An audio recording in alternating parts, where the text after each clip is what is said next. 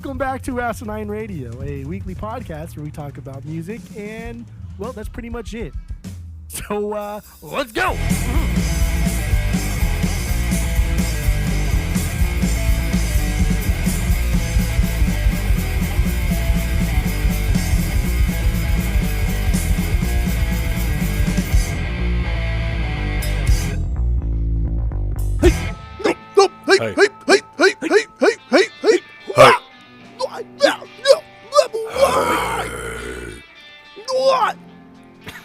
This is Asinine Radio. This is the weekly music podcast where I don't know, we're not doing the same thing we do every week. We're doing something a little bit different because this week we have a guest on. His name is Dane from Dane and the Death Machine. He's been on the podcast before, way back in the past on some lost episodes that are no longer posted because they were in our old format.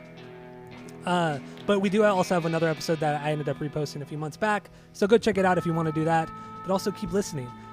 So yeah, my name is Tyler. Jeff is way out there, hundreds of miles away. And then Dane, he's also in another discreet location far away from us. So yeah, we got Dane back after several years. So how's everything going, man? Thanks for not telling anyone where I am. No, I would never. I would never disclose that information. I don't even know where you are. Otherwise, I would have said so. I would have dimed you out on a heartbeat. Oh man, I'm totally off the grid right now. I'm just I'm borrowing internet from I'm just kidding. 7-Eleven or something. Yeah, McDonald's. I was gonna say I'm at a Starbucks. I'm like, wait, that's not off the grid. Shit. No, it'd be so cool if you were actually at a Starbucks doing this. That'd be so awesome. You can hear everybody like chattering and giving orders and shit. There's super ultra complicated orders. Yeah. No, I'm about 100 miles away. I'm probably we're probably triangulated at this point. Honestly. Yeah, I would say so. Knowing where you live, yeah. Yeah. Makes a nice triangle right there. Isosceles, maybe. I don't know. You know, one of the right word. Is that the right word? Are you like mid California? I actually have no idea where you're at. Like, dude, okay. I'll drop the bomb. What county are you in? Well, the county's gonna give it away because I'm in San Diego County. Oh. Yeah, I'm not far. I'm not, but as far but as I am. South as you can get. I am about maybe 100 miles away from Tyler and maybe 100 miles away from you, Jeff. Like that. Maybe. I don't know. I don't know how long it takes to get to Arizona. Jeff's is like from my house, it's about 250 miles. If he's close to like the 8 freeway, though, if he's like that is like right where I'm at. Then yeah, I am it takes like 5 hours to get there from San Diego. I am like La Frontera way. Like I am on the border. Not really, not quite, but like you can look out your window and you'll see Mexico. I mean, so yesterday my brother was just like, hey, I'm in Tijuana, can you come get me? And so I like went and got him really quickly. We'll put it that way. You are super close. You're very close. Yeah. Do you need a passport to get into Tijuana?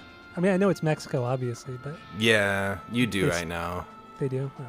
Yeah, and my passport lapsed during the pandemic, and I just haven't like renewed it yet. So it really sucks because I know somebody with a great Airbnb in Rosarito, and I really want to go use it.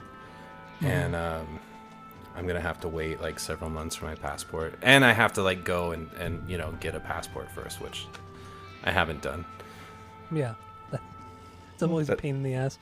Yeah, I'm missing so much paperwork right now. All my paperwork is still in Orange County because I moved to San Diego, and like 2 months after I moved to San Diego, the lockdowns happened, and so I've been in this weird I don't know, like limbo state since I've been down here. So I'm just now the last like 6 months like really exploring San Diego for the first time. So it's interesting. It's really weird. It's weird to have been like just move somewhere and then the whole place shuts down. Yeah, that's a weird feeling. That must be a weird feeling. Yeah, it was interesting, for sure. But I love it down here. It's wonderful. It's cool. People say hi to each other. Everyone's like really nice. The Mexican food is better than Mexico's Mexican food. Ooh. Like, dude, it is. Solid, Shots fired.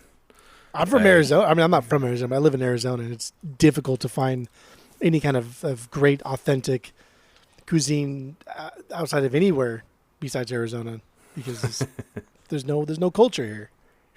Yeah, It's an armpit. That's what it is. It is a little bit of an armpit, Arizona. You know, well, it's they have a lot of box stores and stuff. I've noticed, you know, like a lot of chain restaurants, kind of similar to Utah in that way. But yeah, we definitely have a Mexican vibe where I live, which is really fun and really cool. A lot of culture, and I have like 5 burrito shops within walking distance of me right now, and they're So all good. nice. Oh man, Yeah. I mean, Orange County has great Mexican food, obviously, but yeah, San Diego is on another playing field with its food and just restaurants in general. Some great stuff down there. Little Italy, some great Italian places there too. Dude, it's everywhere in San Diego. Like, it's rare to eat somewhere that is bad. You know, Yeah. like you go out and you can just like throw a dart at Yelp and figure out somewhere to eat, and you show up and it's just like, wow, that was great. It's awesome. Yeah, San Diego's. I love that city, but yeah, my girlfriend hates it, so we never go down there. I don't know why. I don't know why. Why would she? I mean, I don't know. Every time we've gone down there, we've had a great time, but still, she hates it for some reason. But I she get loves it. downtown LA. That makes no sense. That's That makes silly. no sense. That's silly. Yeah. I don't care for San Diego just because I feel like there's nothing I can get that will blow my mind in San Diego that I could not have gotten in Orange County. But there's no way in hell I would ever choose downtown LA over honestly any place on the planet. I No. agree. Yeah. definitely not. And it's one of those things, you know, like being from Orange County, you don't go to San Diego very often. It's like a destination, right? It's not like It's you far. go to LA and you spend longer to drive to LA for a night and come back and don't think about it. But you just wouldn't go to San Diego without like getting a hotel or something. Yeah. You I know? mean, the Yeah. distance is much further to San Diego, but it does take the same amount of time. So I think it's Yeah.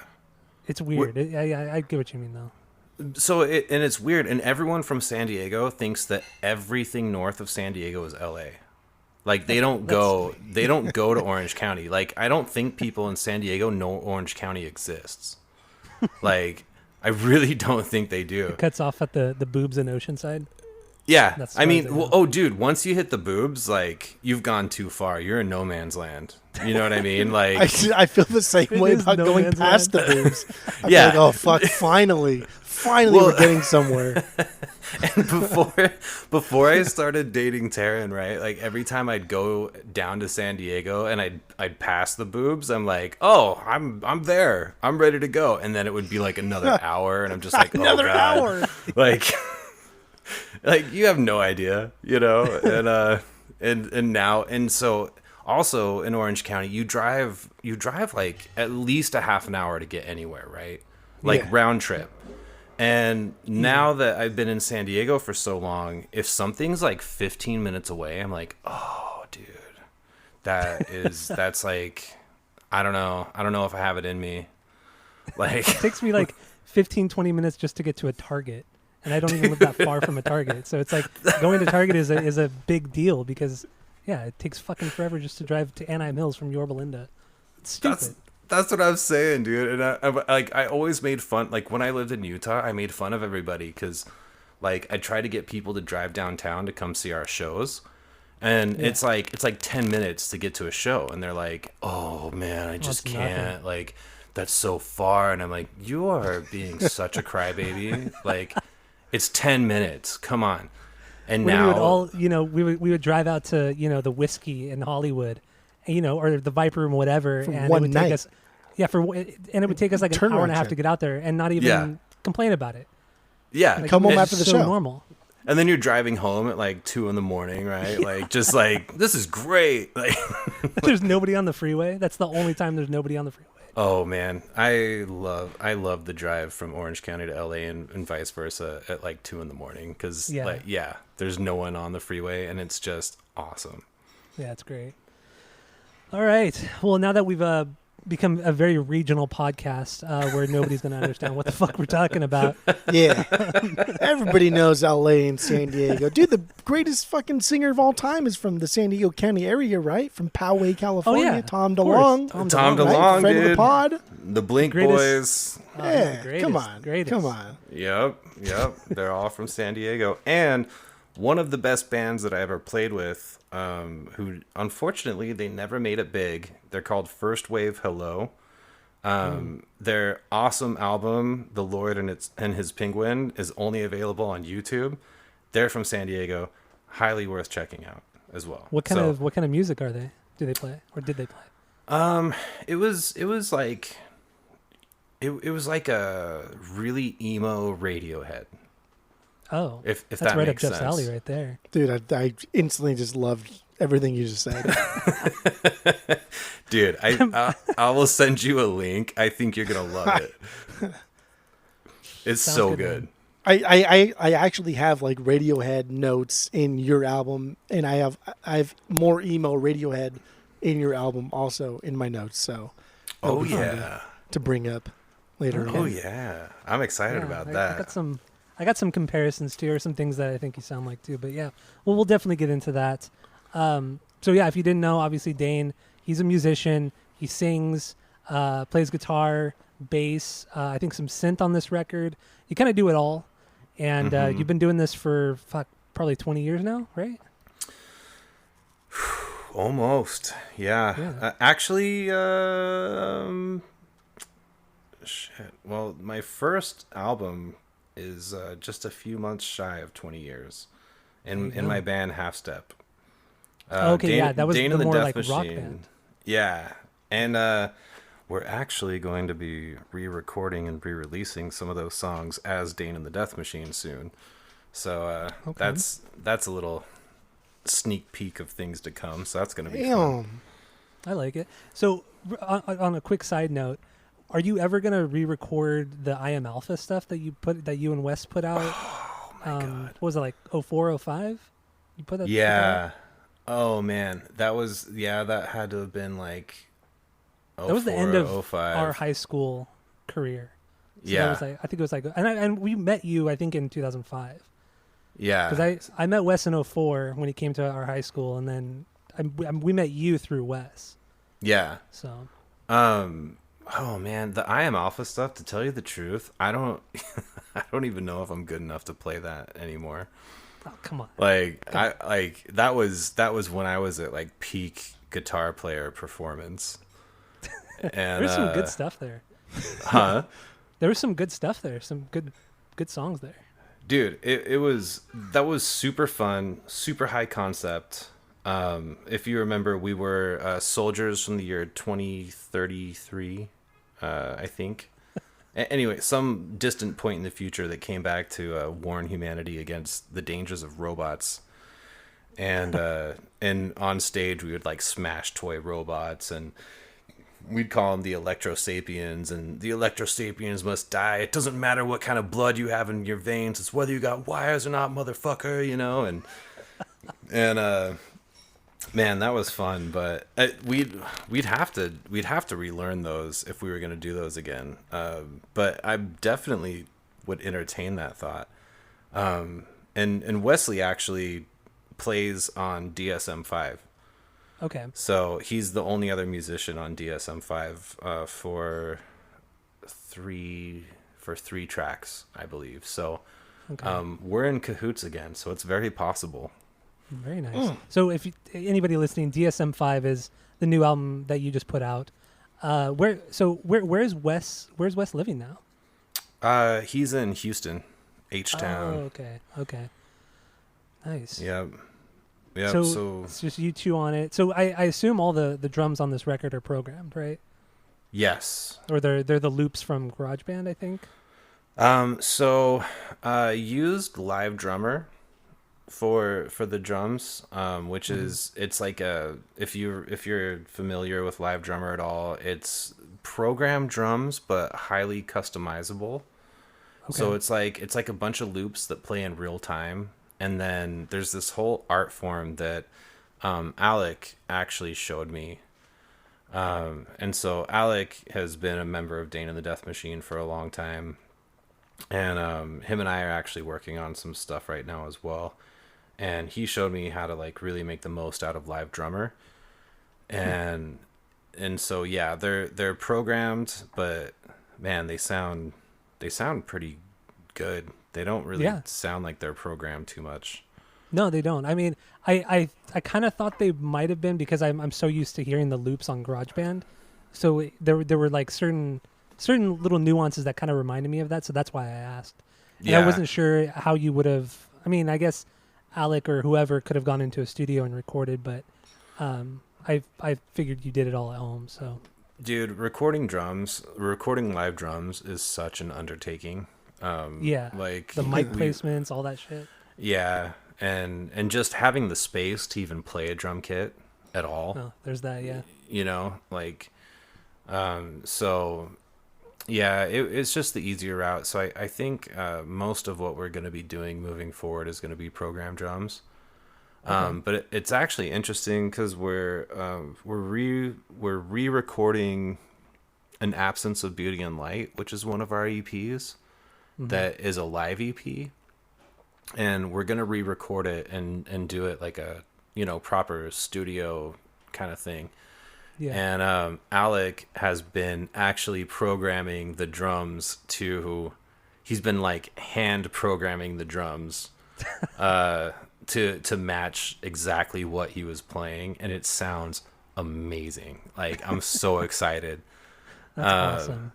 It's one of the many things we have like 4 albums in the queue right now that we're working on and that we're planning to work on, and that's one of them that's coming soon. But oh man, his drums, they sound great.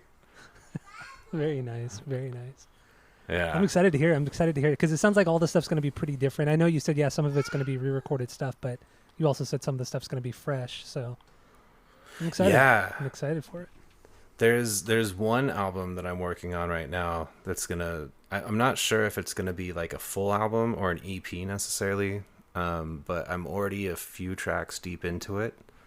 Okay. And it's gonna be called Vampire Disco, and it's my first it's my first foray into electronic music. So you did post a couple songs last week, I think it was, or 2 weeks ago. Or at least one that's more electronic based. So I assume it's going to be in that same vein. What is it, the song Masks? Masks. Like yeah. So that's going to be on Vampire Disco. Yeah. Okay. I like the vibe of that song, so it should be interesting. Should be good stuff.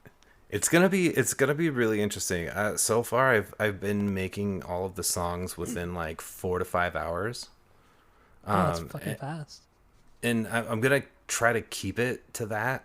I might rework some of the vocals and stuff a little bit after the fact, but I'm really trying to capture a moment in time and just like, this is what's coming out. And so I'll do all the vocal takes like in one shot and just kind of make up vocals. And then I'm kind of working off of that to figure out what the vocals are actually going to be like. And, this is kind of my, pandemic album, if that makes sense. Like the DSM-5. No. Vampire Disco. Oh, okay. So you've been working on that one a little bit longer then. No. Oh, really? I've been working. So thoughts and concepts and themes are going to be in line with what he was feeling during the pandemic. Yeah, exactly. Okay. Yeah. And I've been working on DSM-5 for like 3 weeks, and I'm almost done with it. I mean, I'm maybe like halfway done with it. Wait, with what? Or not DSM-5. Shit. Vampire Disco. Oh, okay. Got it. Yeah. So Vampire Disco started off as this whole. Oh man, we've got so many things in the works. I feel like I'm rambling. Are you doing the Vampire Disco thing by yourself, or Is Wes going to be on it or anybody else? Alec? So Vampire Disco is going to be just me. But I started Vampire Disco because Alec and I are starting a new project called Life Support, and it's going to be like more uplifting music. Okay. And yeah, and your so music can be pretty dark. So.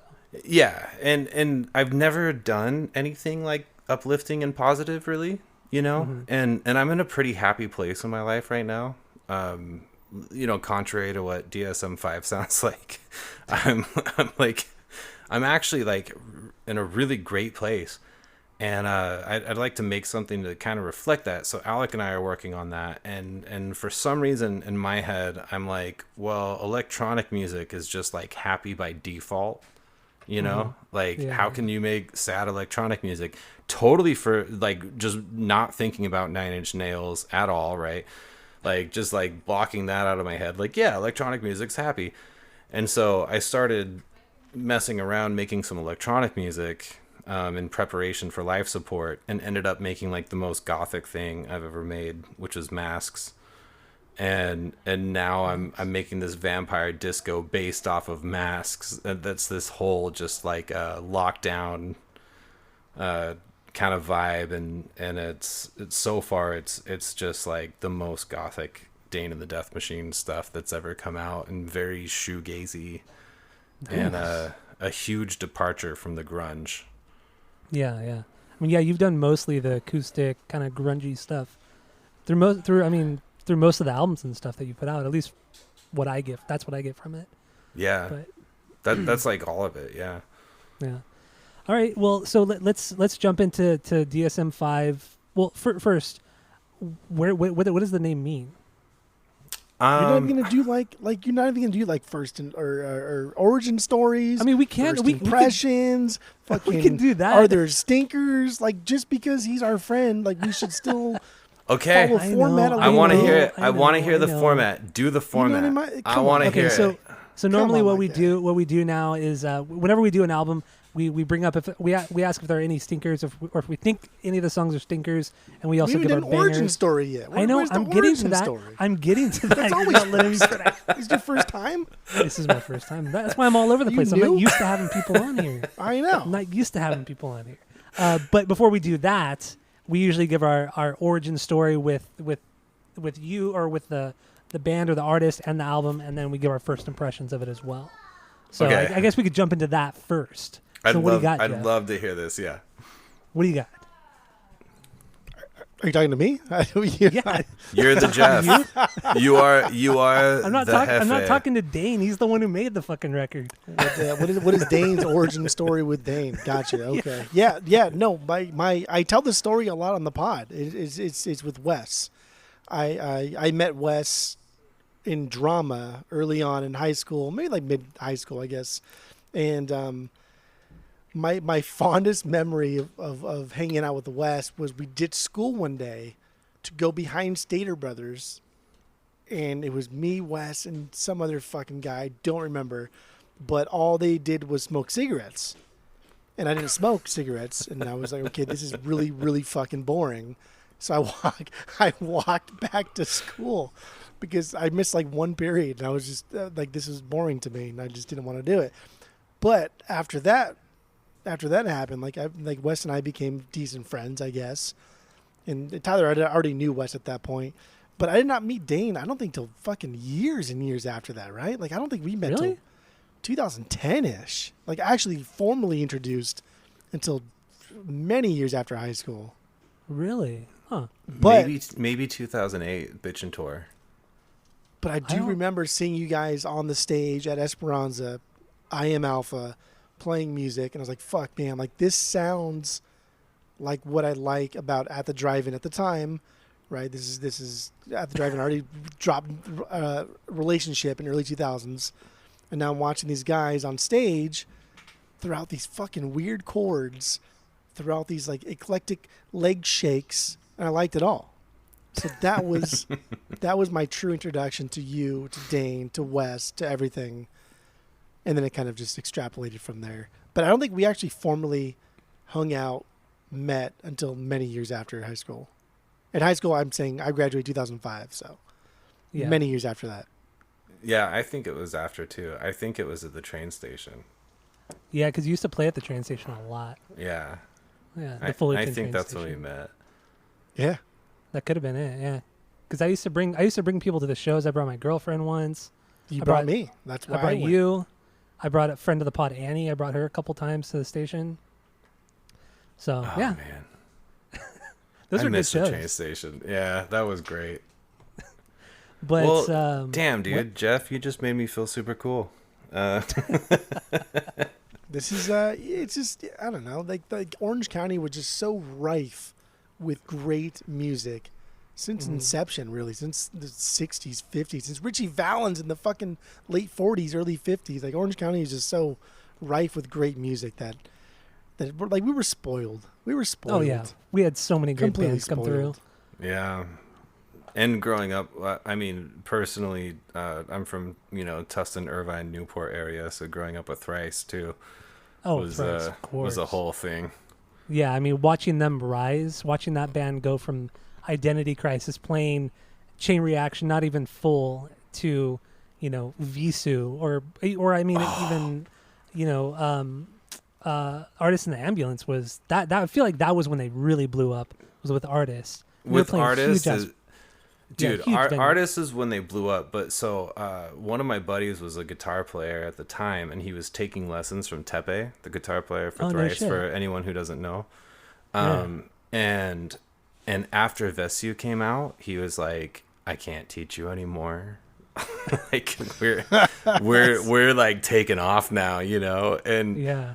dude, I don't think I've ever read liner notes as many times as I read the liner notes to that album, to Vesu. Yeah, that Like, album is amazing. it was It's so and good. So Jeff and I have never really been lyric guys. Like we never ever read the lyrics, or that's always like the last thing we do. And in the last couple of years on the podcast, we've been diving more into lyrics and getting more into it. And we discovered, I mean, I've listened to Thrice since their first record, but I've never dove into Dustin's lyrics. But we dove into the artist in the Ambulance album, and Dustin's lyrics on that record just blew me away. Fucking just absolutely blew me away. Dude, he's an amazing lyricist. Yep. He's Oh, fucking dude. great. But The song but I've never Wooden dove Wire, into anything else though. like the song Wooden Wire just invokes this like just this hardcore emotional reaction to me because of the lyrics and everything. Like, oh yeah, Dustin. Huh. Anyway. Okay. Yeah, he's fantastic.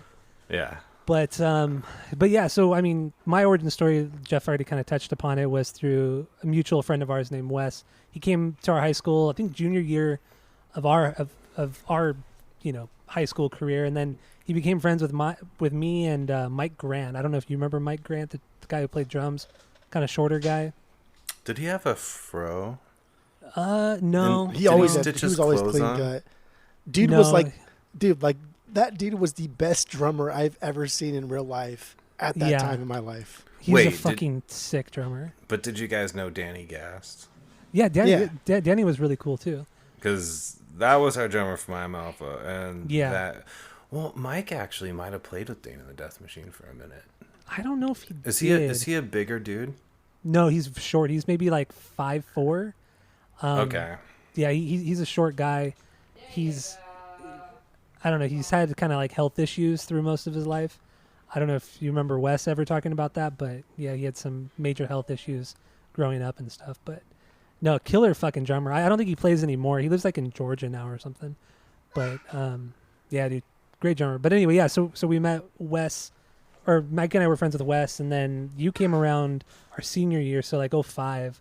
You started just showing up at the school. Like you weren't even a student. You just started showing up, just playing guitar with Wes, like at break and lunch or whatever, and ditching class and shit. And then and then I would just start taking people to your shows because I mean at the time all I did was go to shows. Like 2-3 times a week I'd be at Chain Reaction or house or like a warehouse party or something. So then you and I just kind of built this kind of friendship through the years, and then now we're here in 2022. So, Dude, it's so weird because it's like I can't like really think of a time like that I just didn't know you. You know, like I've just kind of always known Tyler. Like, Yeah, it's like even when we hadn't seen each other for a long time, we were always kind of like talking. I remember like talking a lot on MySpace. yeah, And, Facebook, and then all the other, Instagram till now. So yeah, we've always just kind of kept in contact, even if we hadn't seen each other for years. So I have to touch on Jeff's origin story too, with the smoking cigarettes with Wesley thing. Because there was this point where Dane and the Death Machine used to haunt Yorba Linda, and we thought we were so cool because we smoked Lucky Strike studs, and we're like, oh yeah, we smoke Lucky Strike studs. We're in Dane and the Death Machine. We don't care if we live or die. Like, it's like cigarettes were a big part of what we did back then, man. I love the fact that Wes took you to go smoke cigarettes as an activity, because that behind was like, behind the grocery store. Like, I thought so. Like we went. It was I know who it was. I just didn't want to name drop, but it was me, Wes, and this dude named Eric, who was friends of Everett. So he was a skater kid. Eric, if you want to bleep his last name, Eric Arat, right? Oh yeah, that was the kid we were guy. with, and I was like, "Oh, we're gonna go fucking skate. Like, I'm down to go skate behind Stater Brothers. Like, I don't care." But then all I did was smoke, and I was like, "God damn, dude! Like, I got asthma and shit. I'm not gonna sit out here for 4 hours and smoke fucking cigarettes." dude, So I remember walking my ass back to school with my head down. I'm like, "God damn, this sucks, dude." Like walking back to school, and of course, like Esperanza with all these fucking rich white kids, it's an open campus, nothing's closed, and you can just walk into class whenever you feel like it. And like nobody ever said. I never got a note home to my parents. Like nothing ever happened. Bro, Talk about I used the to easiest school to sit in the ditch, man. classes. I used to, like Tyler was saying, yeah. I used to just go sit in class and no one said anything. This was I remember Esperanza, we man. we were in a class. It was not economics. It was God damn it. Remember Mr. Nordwick, Jeff? Yeah. What He was that class? The that he wrestling taught? coach, wasn't he? No. He taught English, and he also taught another class. And we were Wes and I were in this other class, and I remember Wes would bring Dane into the class. It was like fifth period. It was toward the end of the day, and Mr. Nordwick just did not give a shit. He just like let Dane chill in the back with Wes and I or whatever. Dude, nobody cared. I would go to like every class. I'd sleep over at Wes's house on like a Tuesday, and Wesley and I would be up all night playing music, and then it'd be morning time, and I'd go to school with him. I just like go. This to was all our high his school. classes. Like, Dude, Tyler lived across the street. We would walk across the field like during class. Yeah. Nobody Literally said lived- fucking I lived word. across the street from the soccer field. Yeah. and I was, Yeah. I was only like a year graduated, so it wasn't just so anyone's listening. It wasn't You're a like grown I ass was this adult like, at this time. yeah, Like, it coming wasn't back like to high school on an open campus. Like what? I wasn't, Walking but I around the wasn't. school. I wasn't, like some like 40-year-old dude, just like all right. I'm like, coming back preying on kids. No, yeah, like I'm still kind of in the realm, but I didn't even think about that, but yeah, the way we were talking about it, man, that sounded really creepy. But at the time, it wasn't though. Like people didn't think like that. It wasn't. I don't know. it's Well, because 'cause- Linda. It was a fucking bubble. Yeah. Like, they Well, had no and- idea what it was like to be like a part of society. and Yeah, I true. graduated early, right? So I graduated at 17. And so when I was going to school with Wes, I was only 18, which is normal senior age, right? Yeah, So yeah. it's like, so it wasn't like I was just like this total, but I definitely didn't go to school there and nobody cared. That's for sure. It's fucking Like, weird. so it Oh was fun. damn! All right, so we kind of have our origin stories thrown out there, and so let's jump in. Do we have any stinkers, Jeff, on this record? I don't have any stinkers. I Don't don't be either. polite. Don't be polite. I Throw No, them there at for me. sure are would no never stinkers. be polite. Honestly, Yeah, Jeff doesn't give a shit. He'll offend anybody. Does Dane have any stinkers? Are there any songs that you don't like On DSM-5, that you regret putting out? no, but I definitely understand that a lot of the interludes, people, I think that people don't listen to albums anymore, at least like the younger generations. Yeah. And I constructed this as an album, so I totally understand if some of the interludes come across as stinkers to people. Like, why would I want to listen to this track? You know, but when you listen to it in sequential order, it makes sense. It gives a nice break. Yeah. Not that the songs are bad at all, because they're not, but it's just I like the way it's sequenced.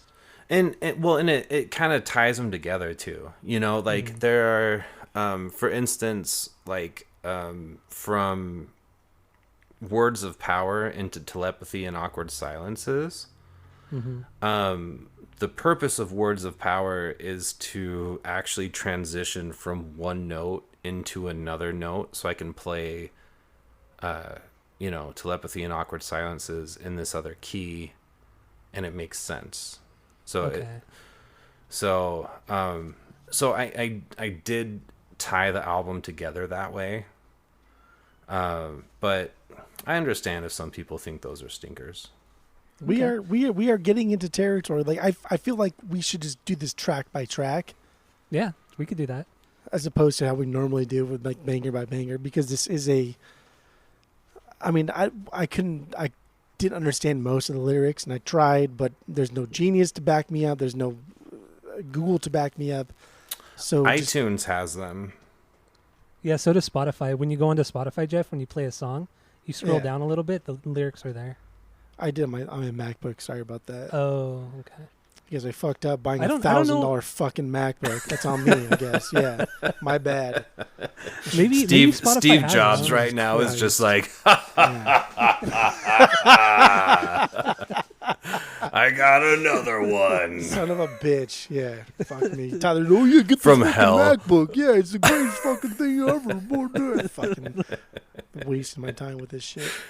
Fucking Steve But yeah, Jobs. no, there's a lot of, I mean, if we go track by track, there's a lot of things that I did pick up on. There's a lot of what I've deemed to be musical filler, and that is not like a negative thing, because when we hear like interludes, transitions, when we hear things that bridge one idea to the next, that is filler. That's essentially filler.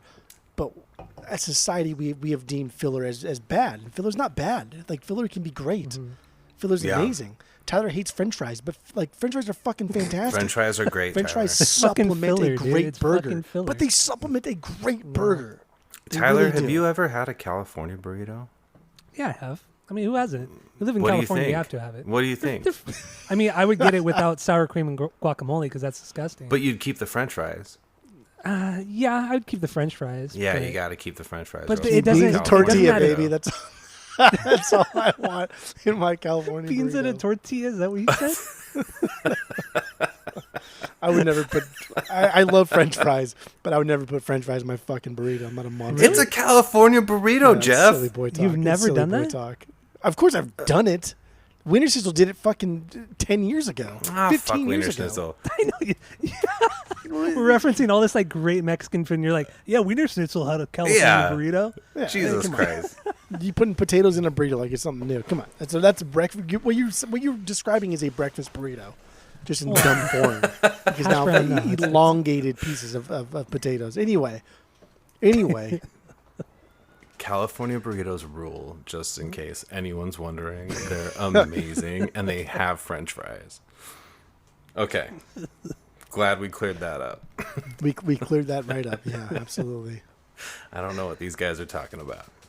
Anyone who doesn't live in California, if you're eating a California burrito and it doesn't have carne asada, guac, pico, French fries, you're not eating a California burrito.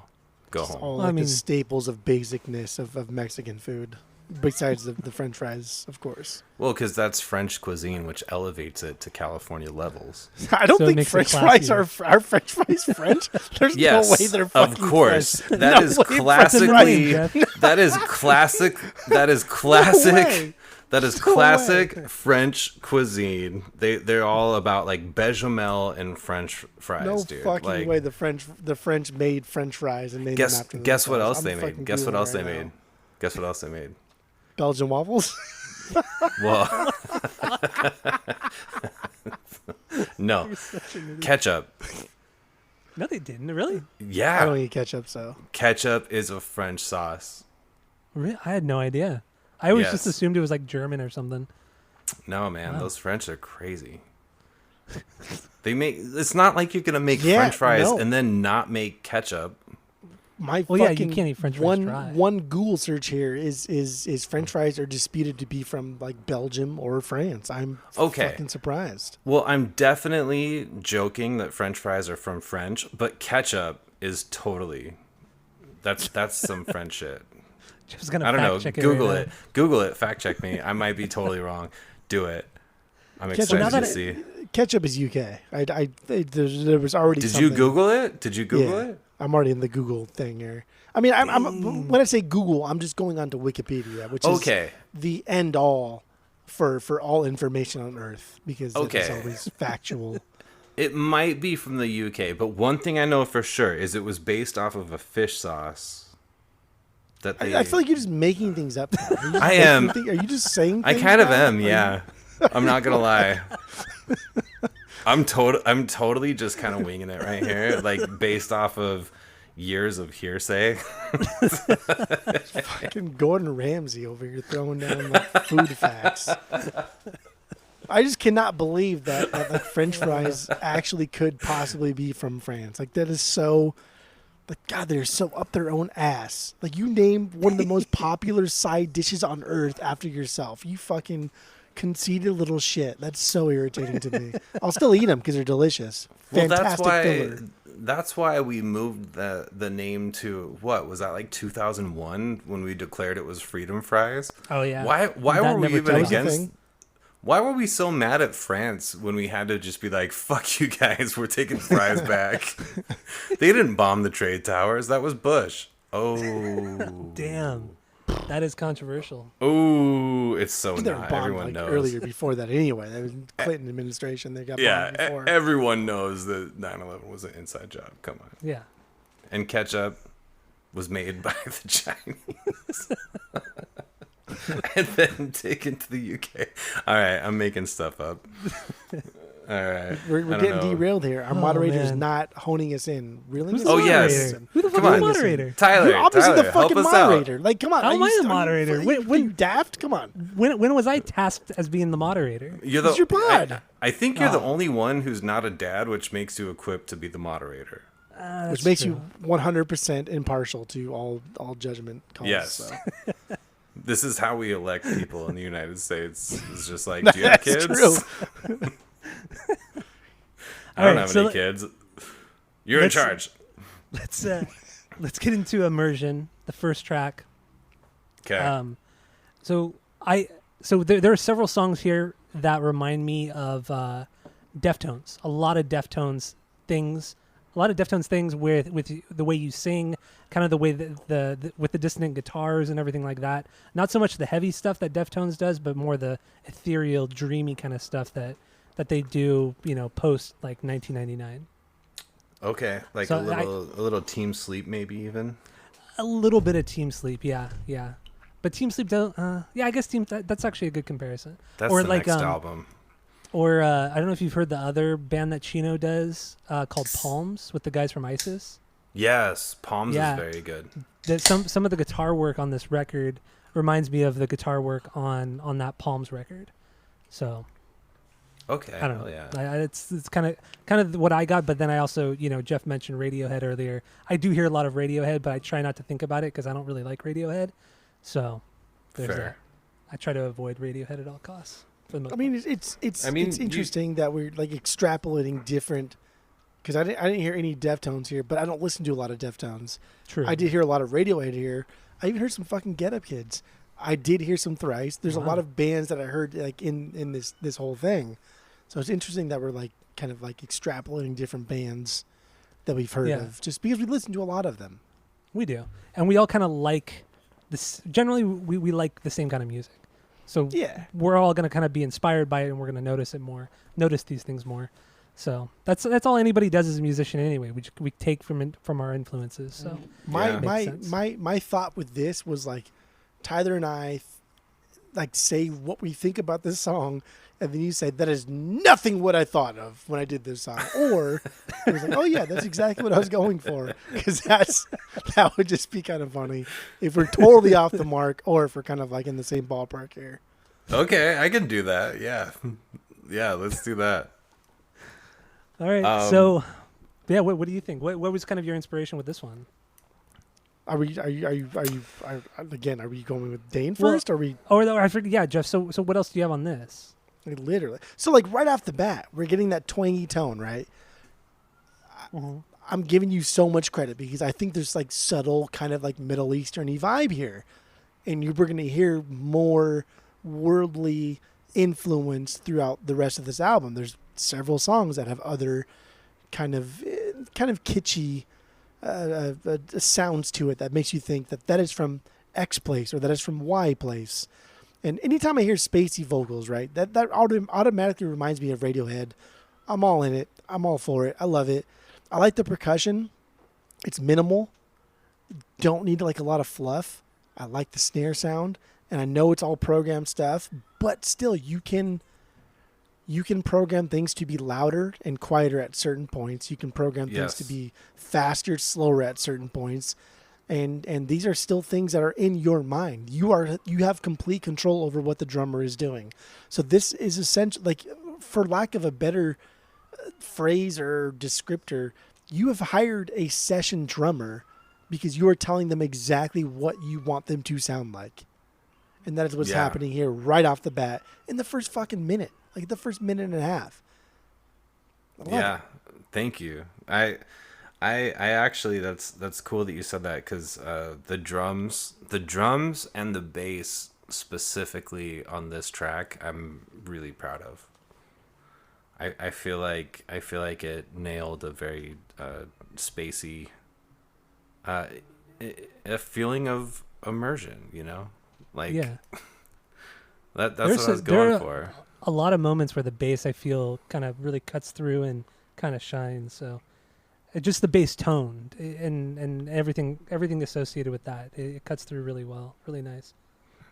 Yeah, thank you. I've had a few of my musician friends kind of mention that the bass tones on this album are really great, and I felt really proud of that, because I always felt like maybe I should have been a bass player, and so I had a lot of fun doing the bass on this album, and I took a lot of care and a lot of time to make the bass shine as its own instrument.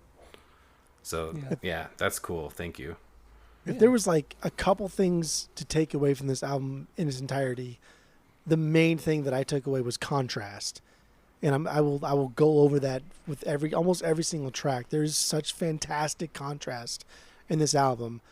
And the bass parts, like you said, like some of these bass things are fun to play. Some of them don't sound great, just tonally, but it's purposefully. And so when you have a bass part that is in front of the mix, that is blown out, because there are some bass parts here that are a little blown out, but it's purposeful. It serves a purpose. It's because you want it to contrast something else. Yeah. But that makes it great, right? Because you find like an old amp and you plug your bass into it and it sounds like shit. But you think, oh, I have a fantastic clean guitar part. I can layer over that to make it sound fucking fantastic.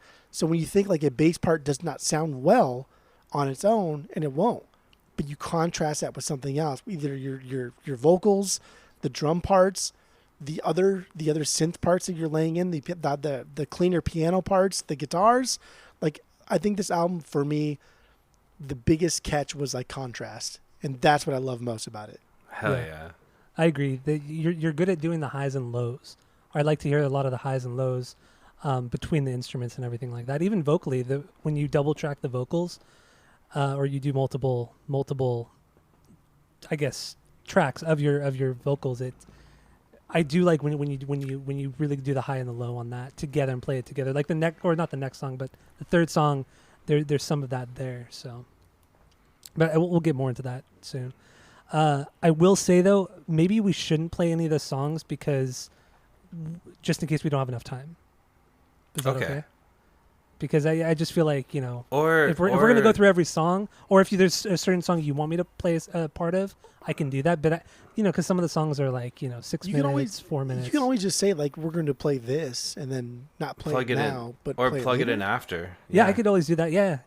Just do that. Let's pretend we're playing songs. Yeah, let's Okay, do that. okay. Let's plug it in after. Okay, sounds good. And if we go to 9:30, I'm not gonna die. You know what I mean? I know, my but wife will still- be okay. We still want to be respectful, so Yeah. So just throwing that out there. But I mean, we're not doing a up until 4 a.m. No. Antichrist session. Oh, damn. I forgot you listened to that. I totally forgot you listened to that. That was like a 5-hour episode. Oh my god, Dude, Poor I was Skip, man. I was so into it. You guys have no idea. Like, Oh man, poor Skip, man. We kept him up till like 4 or 5 in the morning in the UK. you guys are probably like one of the only podcasts I'll listen to when I'm out walking and stuff. Oh, thank you. And that particular episode I had to listen to in like 3 sessions, but I did it. I listened to the whole thing. I was just like, It's a lot of fun. It's a fucking half day of work, dude. Oh my god, I was so Punch in so and punch fucking exhausted. out. Good God. So exhausted from that episode. In California, you're entitled to at least a 10-minute break in that 5-period hour. Yeah, or the yeah. 5-hour period. yeah, for real. Oh, that's so good. All right, so back to immersion. Let's jump into the lyrics real quick. What do you got on this one, Jeff? And then Dane will correct us. It was hard. It was hard to hear a lot of the lyrics. I fucking didn't buy the upgraded Mac where I could read the lyrics on Spotify. But I think thought you could still do it overall- on Spotify on the Mac. no, you can't. I'm gonna check right now, but I think you Check can. right now as I'm talking. Yeah, continue the joke. Shit fucking head. Dumb fuck. So, like, overall, I was getting a lot of vibes of, like I said, contrast from earlier. And that contrast is coming from, like, this song, I think, tonally was melancholy. So I was leaning towards, like, a happy but, like, underlying scared sort of feeling. And then it kind of got, like, my brain jog in here a little bit of like, fatherhood, of being thrust into something that is both, like, super dope but fucking scary as shit. Like the scariest thing you'll ever experience, but also like super dope and fun and exciting. And so I think the entire album as a whole, that's what I personally was grappling with is okay, he's singing about this. This song sounds like it's sad, but there's also this kind of like underlying kind of like pentatonic major scale that's going on here that I can hear in the background. That's happy. Okay, I get it. I don't know. That's where I ran with this album overall.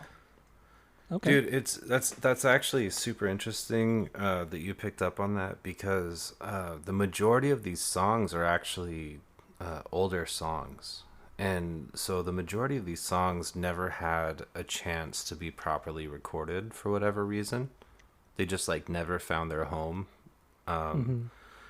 And so I put together this collection of a song, and, I saw this opportunity to record an album, and I took it and I put it together, and it was very interesting recording some of these songs that I wrote in a very dark place, and then recording them now when I'm in not such a dark place. And so it's very strange, because it's like all of these like really raw emotions, but like presented in a more mature way. So I'm really glad you picked up on that. That's really cool. That's what these seem like. These seem like these are dark songs, and just to I guess punch you down a little bit. These are dark songs written by somebody who is thinking one thing, but hasn't really experienced what it's like to be anything else, and now introduce that anything else. And now these songs have a completely different meaning. And again, I bring it back to the contrast. The contrast of this album is what really like drew me in. What really made this like, holy fuck, this is really good. Yes, that's exactly what it was. I mean, And it's like it's such a weird, fortunate turn of events that I never had a chance to record these songs before, and how collected together they all make sense, and how having this chance to record them now, they're not hopeless. They would have been hopeless if I would have recorded these songs like 10 years ago.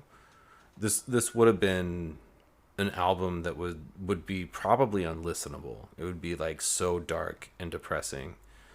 It's like it would be like the musical equivalent of watching Requiem for a Dream, where like you watch it once and you're like, oh shit, I've only watched it once ever in Yeah. high school. It's too much. Yeah, It's too Yeah, much. like, I never want to. I never want to experience that again. And and I think it was like such a blessing and such a weird time. And Wesley and I both being fathers too, right? Like approaching this, and Wesley wrote some of these songs with me, which is why he's on the album. And being able to approach that, like, as fathers, and with all of this wisdom behind us, and yeah, I think that juxtaposition is like extremely important to this album. And like I love that you picked up on that. Like I haven't heard anybody say that before, so that's really cool. Yeah, my interpretation was a little bit different. I kind of viewed this as a failed relationship, but the cause of it was because of I'm not trying to be mean, but the cause of the failing relationship was because of you, and the girl is ready to move on, and you're trying to do this like it's a last ditch effort. Like you finally understand what you have, and you see yourself losing it, but she's ready to move on, and she's telling you, this is it, that's all, I'm out. And you just realize that you made a huge mistake because of the actions that you took in the relationship that ultimately ended it. That's what I got on it. That's good too, though. That's the good. basis of the song, though, too. Okay. Like, and the basis of the song is not necessarily that it's all my fault. It's that like we missed each other. Like, yeah. the opening line, like, I don't mean to talk this much. Like, sorry if I said I was just a loss and I talk over your head like I always did. Yeah. And it's like, fuck, I'm trying to talk to you. You're not getting it. And then you say like, hey, it's open, take everything you need. And I look at this open place and I'm like, I don't need any of this, Yeah. So it is definitely trying to make like two puzzle pieces that don't fit connect. There we go. We did one song. Starting off strong, baby. So, Jeff, you can view the lyrics on Spotify on your Mac. When you go into when you play a song, the little bottom right corner, there's a little microphone, and when you click that, the lyrics pop up.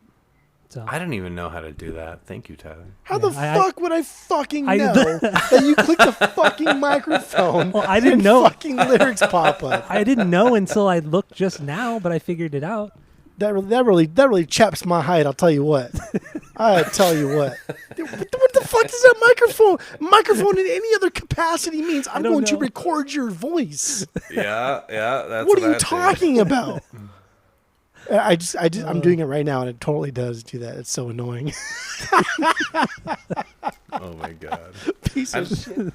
I'd like to see what the lyrics are for Words of Power. No, wait. I had to type in the lyrics. Never mind. It looks like not all the songs have it. So Well, because not all the songs have like lyrics per se. yeah. Like the next track, if we can segue Yeah, into let's Words move of into that, Power. Words of Power doesn't have lyrics in English, so they're not gonna probably be included. No. Words of Power. This is the first musical filler, right? Yeah. That's what this is designed to do. This is what is it? What is that? Did you like specifically try to sound like a didgeridoo? Because that's what I'm getting here, and that's what I mentioned earlier when like there was that subtle Middle Eastern kind of Dick Dale twang to the guitars. Now we're going to like the didgeridoo sound, going all over the globe here. So Words of Power is completely MIDI. And if I was trying to replicate anything, it was the ohm of the universe, which every time that I've smoked DMT, I hear the ohm of the universe before I blast off into a different dimension. And so I was trying to kind of capture that a little bit. And I actually, Words of Power, I recorded myself doing a actual magic ritual to kind of help with the success of the album, I suppose. Okay, that's an interesting way to kind of I don't know. That's really I like that. That's really cool. Yeah, so it's Hebrew. It's ancient. It's ancient angelic magic. So I'm speaking Hebrew, and I did a whole ritual, and I recorded myself doing the whole ritual, and then I put music to it to lead up into telepathy and awkward silences. And the ritual was to kind of help spread the word from one mouth to another. Yeah, that's rad. Yeah, but it sounds really dark. It has a lot of dark undertones in it. Oh, dude, it sounds evil as fuck. Like when I first played it for my wife, she was just like, "What the hell?" And she knows I have a magic practice, right? But I do my magic practice in private, and I'm like, well, I do this guttural Tibetan throat exercise when I practice my magic, when I chant, and it sounds like this. And I just happen to have, a very baritone reverberating kind of voice, and so it comes out sounding that way. God damn, you do have a good voice that, like, if you wanted to, would just be a monotone ohm. Yeah. Like you could do you could do dude, that. I'll do it right really now. Well. Just like a. Do it for like 5 seconds. Oh yeah. Yeah. I mean, that that was so great that Discord fucking like for me, Discord cut you off because it thought you were doing an actual bit. Yeah, it really. That's how good it was. Did it actually cut me off? It did. Yes. Off, after like the first half second, Discord was like, "Nah, this is a song. We're done." It really did. Oh my god. Okay. Solid. Well, you'll get it. You'll get it on my recording, but and that's not as good as it could do, right? Like that's just like off the top of my head or whatever. But no, but my magic practice has actually been like really integral to my life and helped my life and my family's life in a lot of ways. And you can sit and eschew a magic practice and then go to church on Sunday, or you can realize that maybe a magic practice is kind of the same thing as going to church on Sundays. And especially going to like a Catholic church, singing all those hymns. Yeah. And a lot of the times they sing in Latin and shit. And why do you always hate the Catholics? It's always the Catholics. It's always because they're fucking weirdos. Tyler hates the Catholics. I grew up Catholic. Of course I hate them. God damn. Hey, dude, Tyler hates the Catholics like I have problems with the Mormons, right? So it Tyler makes hates sense. Catholics and French fries. I don't understand his fucking his MO. He's all over the Terrible place. things. No, I've 1,000 fucking questions about your magical practice, but Tyler, come on. We gotta hope we can reel it in, dude. I was about to reel it in. So let's move on to the next song. Then we have Telepathy and Awkward Silences.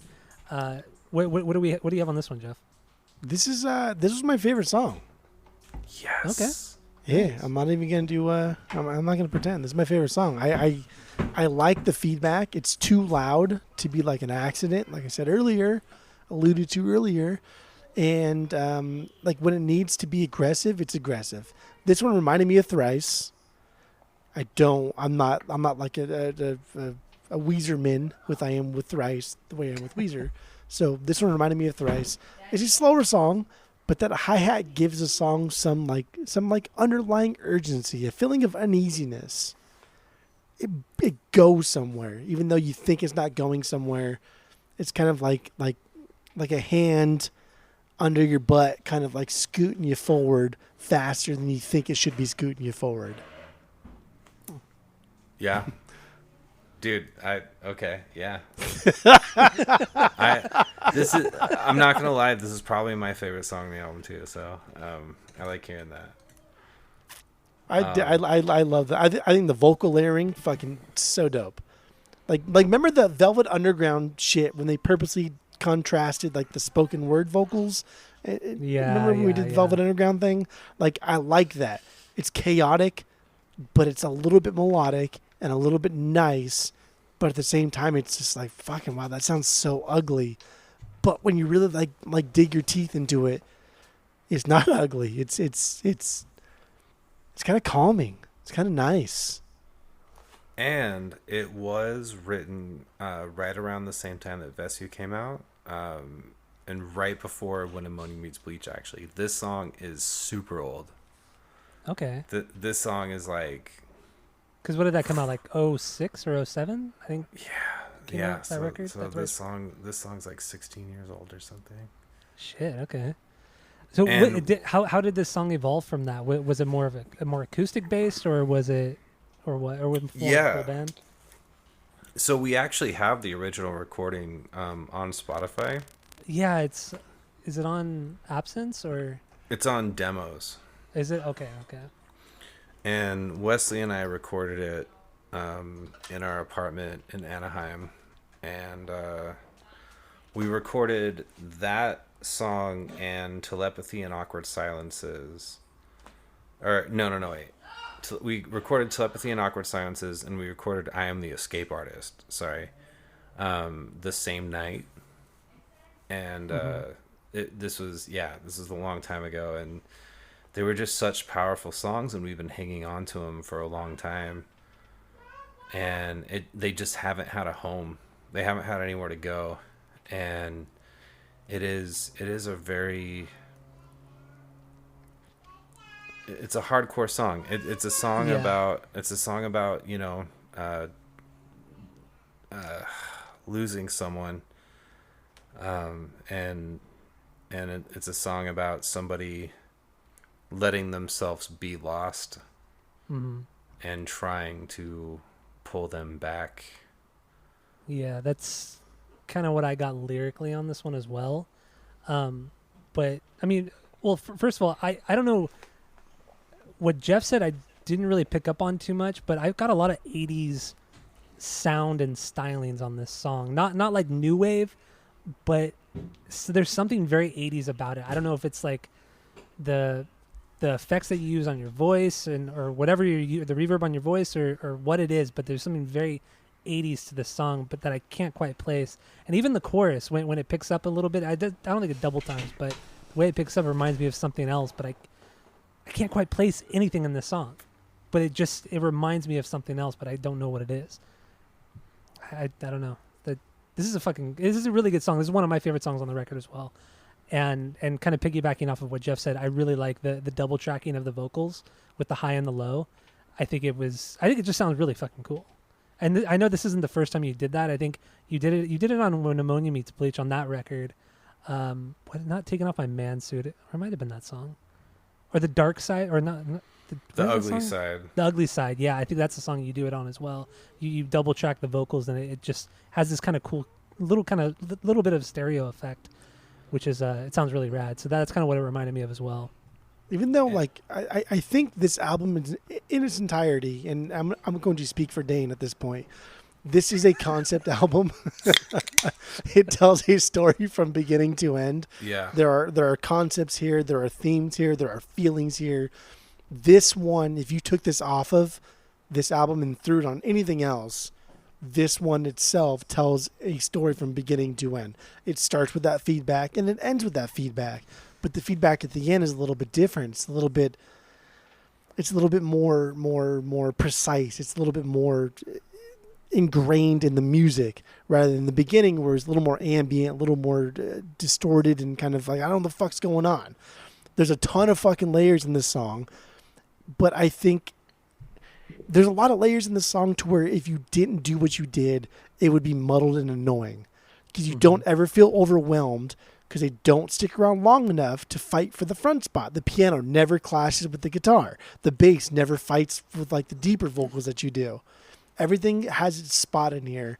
And again, just because you use a synthesized drummer does not mean that you're not inherently hiring a studio musician, because this is all you. This is all your concepts. These are all your feelings. These are all the things that you want to hear, and they're all coming through, whether that be subconscious or not. Again, I'm speaking for you. This is why I think that this album is a concept album. You did a concept album.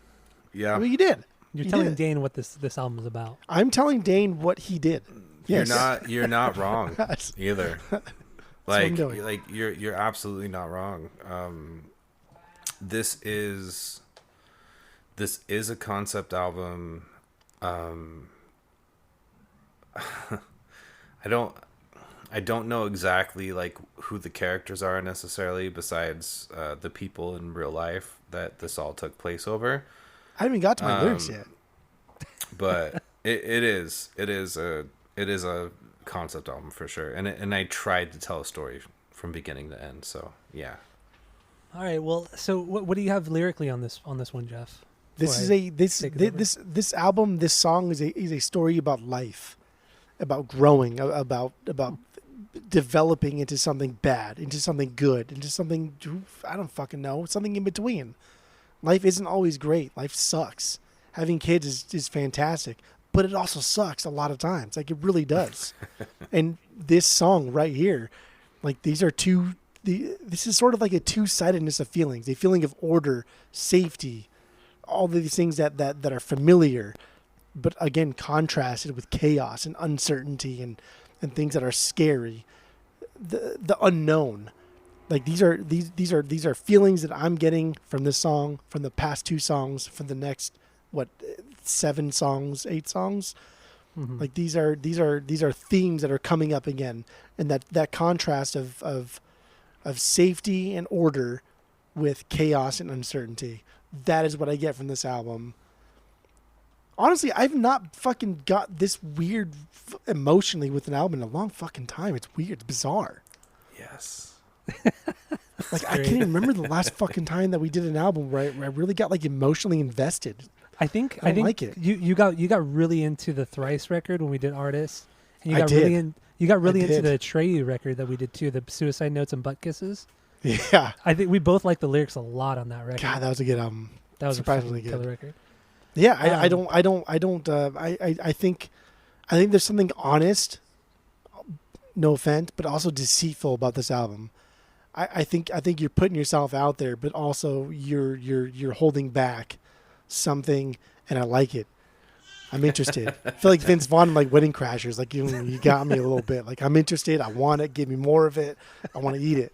What is it? Well, and it is, I mean, it's because like when these songs were conceived, they were honest, and then X amount of years later, not feeling the same way that I feel today that I felt when I wrote the songs, but remembering how I felt when I wrote the songs. That's probably a little bit of this this deceitfulness in there, where it's like, okay, it's like a memory. Yeah. All right. No, Telepathy and Awkward Silence is being in awe of somebody and being afraid and man, the whole album I feel like is kind of like an ode to my 20s. I mean, yeah. I mean, if you wrote, from what it sounds like, most of this record was written when you were at least early 20s, maybe mid 20s. So early. But there's no fucking way in hell that you could write an album in your 20s and then record it in your 30s or 40s and have it mean the same thing. There's no fucking way. It has to mean something different. No matter what, inherently, unless you just are upgrading the quality of such, they have to mean something different. Those feelings can still be the same, but like, they have to mean something different. They just have to. And it does, and it's interesting to look back on it with not even rose-colored glasses. It's not like I'm looking back on these memories fondly. It's just looking back and just being like, they're a part of you. It's who you are. And having clarity, having like a 360 degree view rather than being in the center looking around. I can see where I am now versus where I thought I was, and so it's not worse or better. It's different. Yeah, it's this album is like something that I think it's probably it's a once in a lifetime opportunity to record an album like this. This is your Pinkerton, bro. Like, this is it. This is your Zeppelin too. Right this there. is your That's high Pinkerton, I am man. I'm honored. I am honored you. to hear that. Wow. Holy shit. Okay, I'll take that to the bank. This is unreal stuff. I'm fucking not even kidding you. I have some jokes later on about your lyrics, but yeah, no, this is fantastic. Thank you. All right. So I just real quick before we move on, I just want to add my view on the lyrics are completely different from Jeff's, and they sound like they're different from what they actually mean to you, Dane. I feel like this is about a two friends or a whether that be just a friendship or a romantic relationship, and both of you are addicted to whatever drug it is, some kind of harder drug, and you both have kind of like separated, and you kind of have you guys aren't on the same wavelength anymore.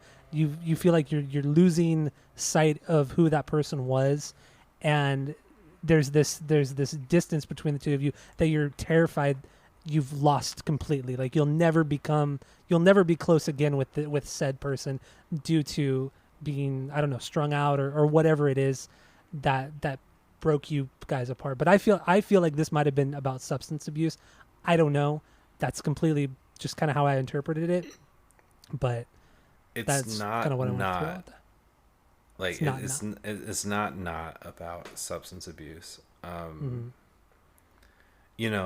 think that was definitely a part in it, as I think we covered in one of the podcasts that I did one time. That was a big part of my past was substance abuse. And I mean, I didn't want to bring it up too much, but so sorry. No, I mean, no. It's that's what I'm here for. It's the music is honest enough, right? Like I'm not gonna bullshit. But I think in this particular song, the substance that the two parties were addicted to was like sadness itself, if that makes sense. Yeah. And how, like Kurt Cobain even sings, "I miss the comfort of being sad." Mm-hmm. And it's like it's also like what a tragedy for such a young person to want to throw their life away, and that's where these two parties were at in this particular song, was both people wanting to throw their life away and both people being like, you have so much to live for to each other, but not being able to take their own advice. All right. And substances definitely had a big part of it. Yeah. All right. Well, then let's let's move on. It's kind of a depressing topic, so let's move on. It's a depressing album, man. So let's get into Hemophiliac, the next one here. What do you have on this one, Jeff? What do you think of this one? Well, hold on. Renee is in here now with the dogs and fucking causing a ruckus. What do you need here? What? Bring the motherfucking ruckus. Dude, Wu-Tang. Yeah, Wu-Tang is for the children, my man. Maybe Tyler goes first, and then I will piggyback at this point.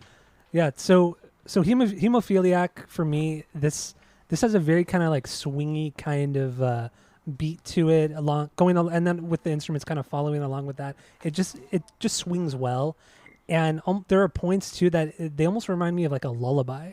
The way you presented the melody and everything like that was very lullaby like, And so I like that part of it a lot. I think there was a lot of cool synth stuff on here as well that kind of added to like a soundscape, but then it would at moments too it would also come to the forefront, but then would like fall back into the back. Like it was a good, there was good fluctuation between the instruments and what was and wasn't in the forefront at certain times.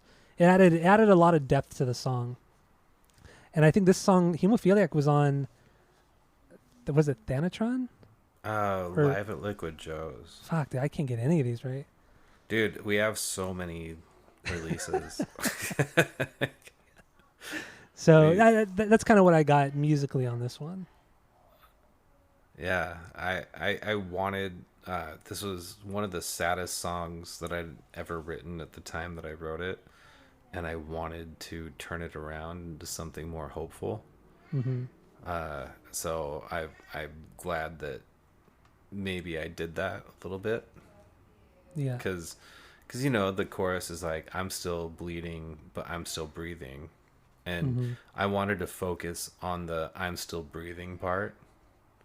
Yeah. And focus especially on the ending part of like, this is just a part of life. Like, we're all gonna die. No one survives, you know? Mm-hmm. And I tried to like really focus on the positive for this track. So this track is the uplifting one. with the more, at least to me, I got more depressing lyrics, more about, you know, just the breakup of somebody, whether that, more likely than not, probably a romantic relationship, and just kind of, you're not really blaming the other person, you're not really blaming yourself. It's more like, it just kind of seems like the relationship kind of fizzled out. You guys kind of moved away from each, like moved apart, and it's just kind of that general sadness of separating yourself from somebody else. Yeah, that's what I got. I mean, I don't know how far off I am on that, but no, you're way more spot on than I would have thought anyone would be. That's I wrote that song definitely as a breakup song originally, which if you listen to the Live at Liquid Joe's version, you can definitely hear how it's a breakup song.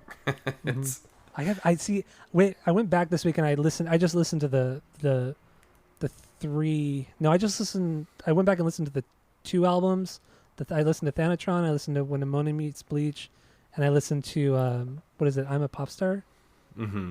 Those I only had a chance to go back and listen to those ones on top of, I listened to this record a few times, but yeah, so I didn't get back to everything and re-listen to everything, so I apologize for not, I just forgot some of the stuff.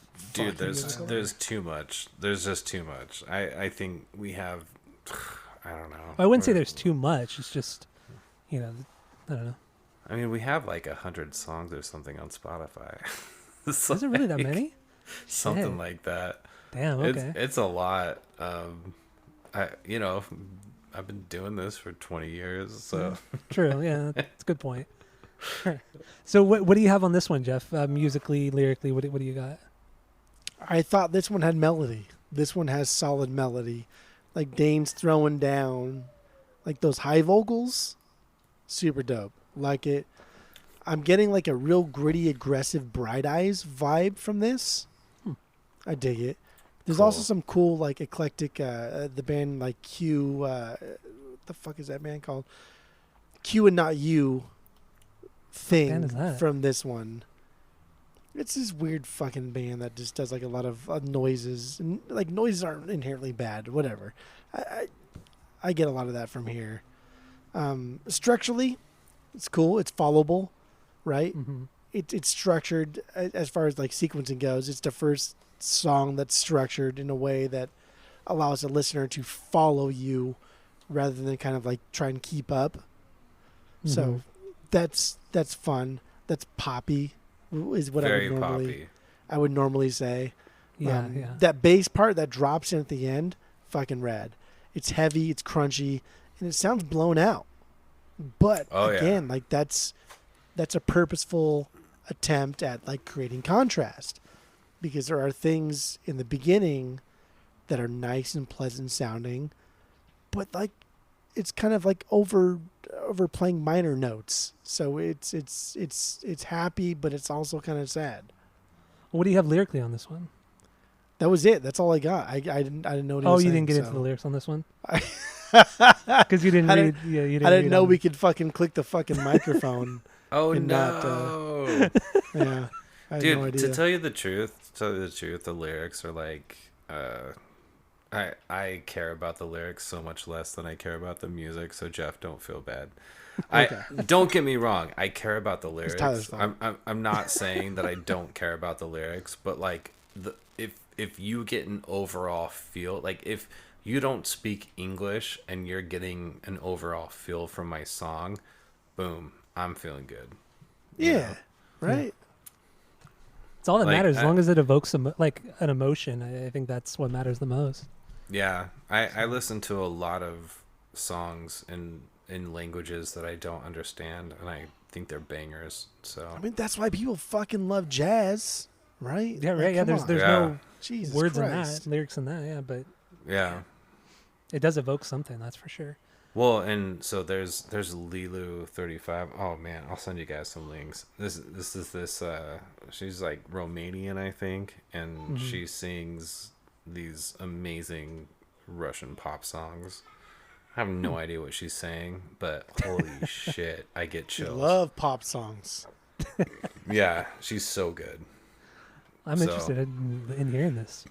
I'll send that to you guys offline for sure. Okay, for sure. So let's move on to Court of Owls. This is another interlude. This to me is I like where this sits because I feel because this album is so dark, and with this song or with this interlude, it's just forest sounds. You can hear the owls and everything, and I like how that goes in the sequence of the record where there's a lot of isolation, and in this song there is that isolation of being in the middle of the forest by yourself, or maybe with just one other person, just kind of not doing anything and just kind of taking in nature and just kind of, I don't know, it's just really nice sounding. And I don't know, I can't really explain it that well. I'm not very great at explaining things, but I feel like sequencing wise, this is a good spot Yeah. for this We're interlude. doing a podcast for fucking 4 years. You can't explain things. That's I fine. know, right? I'm terrible at it. Sure. Fucking Yeah, that's terrible okay. at it. No worries. I Yeah. try though. A for That's effort, fine. right? B for effort, I should say. Well, like C minus for effort Okay. Hey man, At that's best. fine with me. at It's best. fine with me. Better than nothing. Yeah, this is so like my first note was I would bet you did not. But did you record these owls? I That's don't feel comfortable answering that question. God, if you recorded fucking owls, like my mind was racing. Just like, where was he when you recorded owls? How was he this close to fucking owls? So I'm gonna believe that you recorded these owls. But it's also reminding me of something like Tyler likes, and that's like you trying to be a more melancholy Martin Denny, a more melancholy Oh my god. fucking exotic bird call music here by recording owls. Okay, That- shit. I don't know who that guy is, but I'm That all is what's for it. happening. Martin Denny was pretty much the guy who kind of pioneered like tiki music back in the 60s. Mm. And he's best known for pioneering that, and he uses a lot of like animal sounds, bird noises, this and that. So, Okay, He's okay. fucking rad though. He's super fucking rad. He has like 45 records, some shit, put out in like 15 years. It's, But- it's pretty- decent to good stuff. Yes. But Great. did you pick up on the spell on the album? On the song? Yeah, on No. the song. Sorry, I- I'm I just- saying all the wrong words. I just wrote that like I didn't know what you were saying. That was it. I just but that was because I didn't I guess click the microphone on Spotify. Well, so again, the lyrics won't be involved there. That's another one of my magical practices. So, Okay. words of power and court of owls are two spells that I cast. That every time someone plays them, hopefully the spells get recast. Okay, I like that. Can you So- can you say what the spells were? Like what are you spelling me right now? No, Spelling I'm not, me right I'm not, No, I'm Is not. that the proper terminology? I don't know. Like what do you I don't know. Are you spelling me right now? You're so stupid. Am I getting spelled up? No, they're all positive. It's all positive magic. It's it's trying to again spread word of this music from word of mouth to people, organically growing. So no, I didn't cast any like dark magic on anybody listening to this. I didn't curse anybody, It's all it's all just these little spells that I've been doing to kind of improve life and everything. And I was like, man, this would be fun if I included some of these spells on this album. I think it's a really cool idea.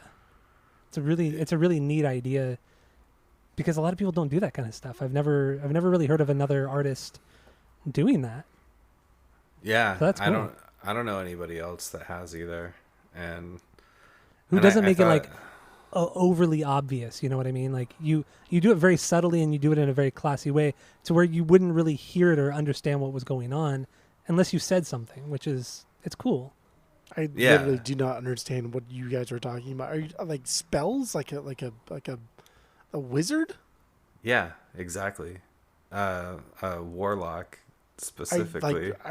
I feel like you're still fucking like yanking my chain here. Like, are we talking like Gandalf, like fucking wizard? I don't.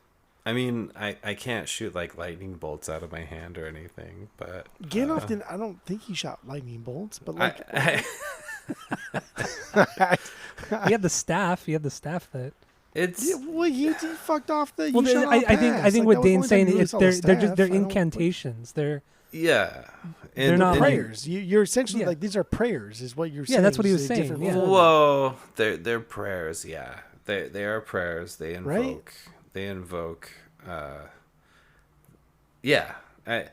Jeff, if you want to talk about magic, my dude, I will talk. I feel to this you is like a for fucking entire another podcast that we. Yeah, we would definitely have to do another podcast. To yeah, get into like that. I can't get into all of it right now, but like Absolutely. I would love to talk to you about this. I have books that I can recommend. I'd love to fucking hear.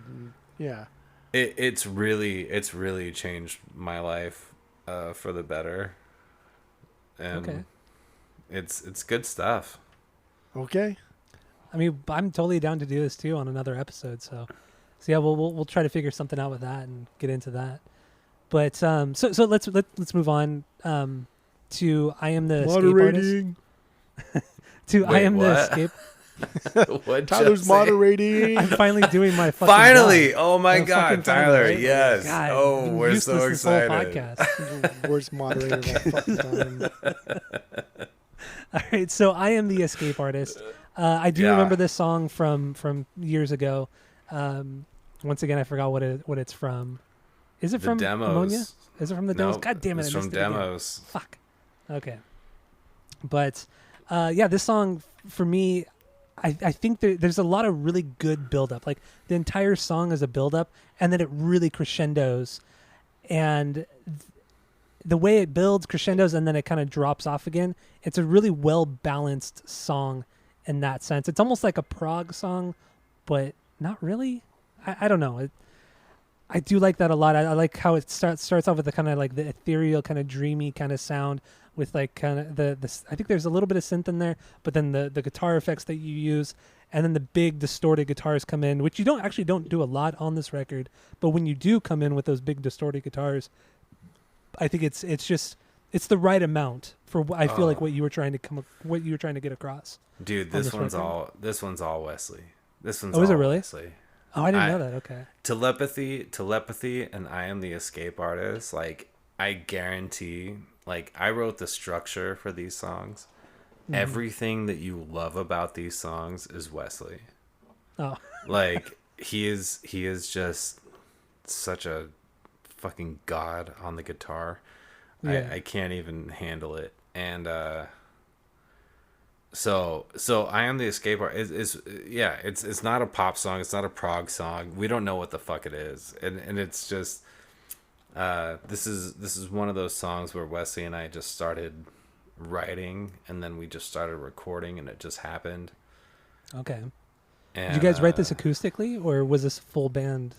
He was Wes was on electric and I was on acoustic when we originally wrote it. Okay, got it. Yeah, this is a different one too. This one really kind of it it doesn't sound like the rest of the album really, but now that I understand why. Because if Wes had kind of written a lot of it or parts of it, that makes sense. Well, and he wrote Telepathy as well with me. Like, so him and we wrote Telepathy, Escape Artist, and Rash Bath together. And so those are the songs that Wesley's on. And Escape Artist is the sea change of the album. Like, it is where the album takes a turn. Mm-hmm. And it's not supposed to sound like the rest of the album, because it's like, okay, we're building up, and then like, oh shit, what is this? Yeah. And then kind of redirects the album to the end of the album. Okay. I can kind of see that now. Kind of like looking through it all again and kind of remembering what I had listened to. Yeah, I can totally hear that. That was the intention anyway. Yeah. Well, what do you have on this one, Jeff? There's a lot of that here. Again, like conceptually, this album flows from A to B. There's a lot of things in between that may not make a lot of sense, but end up being good. And that, like, this is the first one. I'm the Escape Artist. Like, at first, I dig the twang, like the slides and the hammers and the guitars. I like that. Give a little complexity to the riffage. It's cool. But like the beginning, I was just like, damn, this is filler in the form of a song. But fuck me if this is not built to something great. This was a slow burn.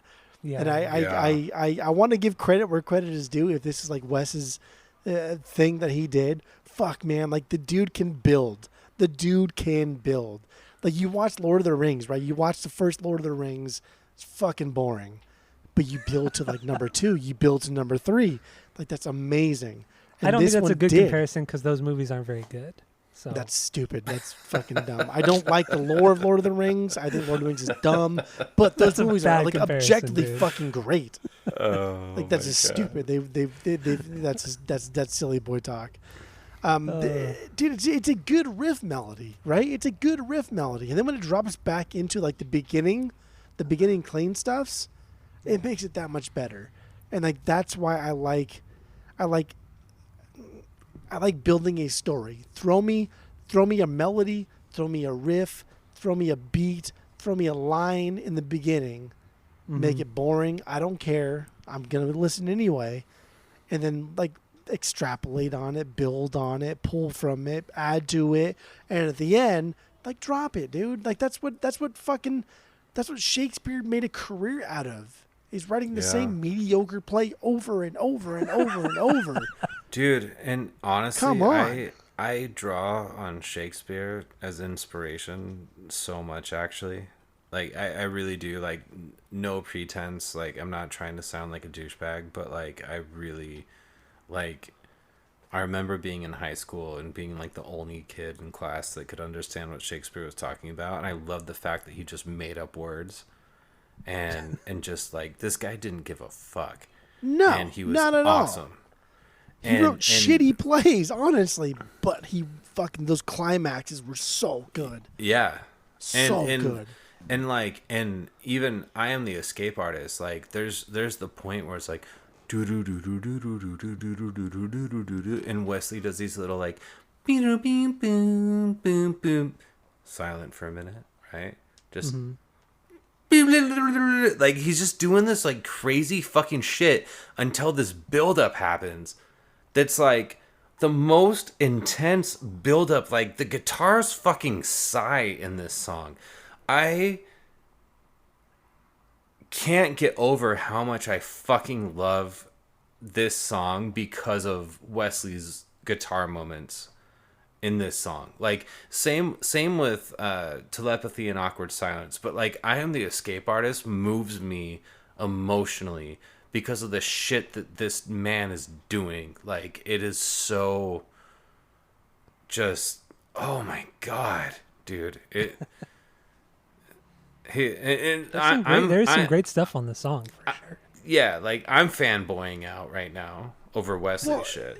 Like, Which is so rad. agree. I agree. Like, I don't know what movement it is. I don't know what he did, but like Beethoven in that story that he did that dun dun dun dun.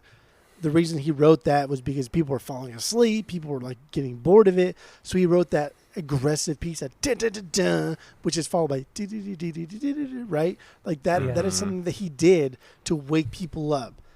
Like that's what this reminds me of. That beginning part is very boring, but it's deliberate. It's deliberate boring. It's made to me. It's made to make me feel kind of like calm, to make me feel like relaxed, and then it like drops in with the heaviness, with everything, with that fucking fantastic melody. And there's only been like 4 times on this album too where I'm like, God damn, that's a really really good. This could be a pop song. This is a really good fucking pop melody. And this is one of the songs. Like this is solid songwriting. This is songwriting like 101. This is just really, really good songwriting.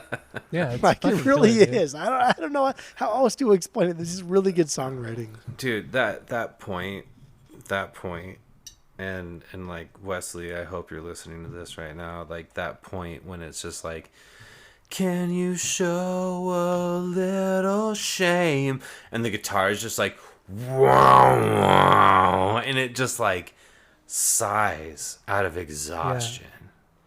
Like, right? Like It's like the fucking guitar rad, is yeah. just fucking tired. And like, oh my god, dude.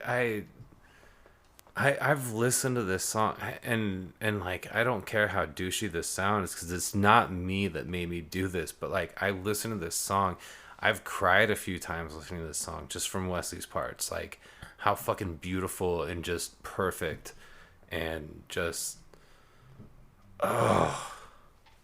It's solid. oh man. Yeah, it's some fucking great stuff. I Dude, and then totally they get, agree like, with you. towards the end, there's super clean noodling. There's some harmonics thrown in there. Oh, and that's all Wesley too, of course. And then like in the last few seconds, I think there's somebody throws in a bass chord.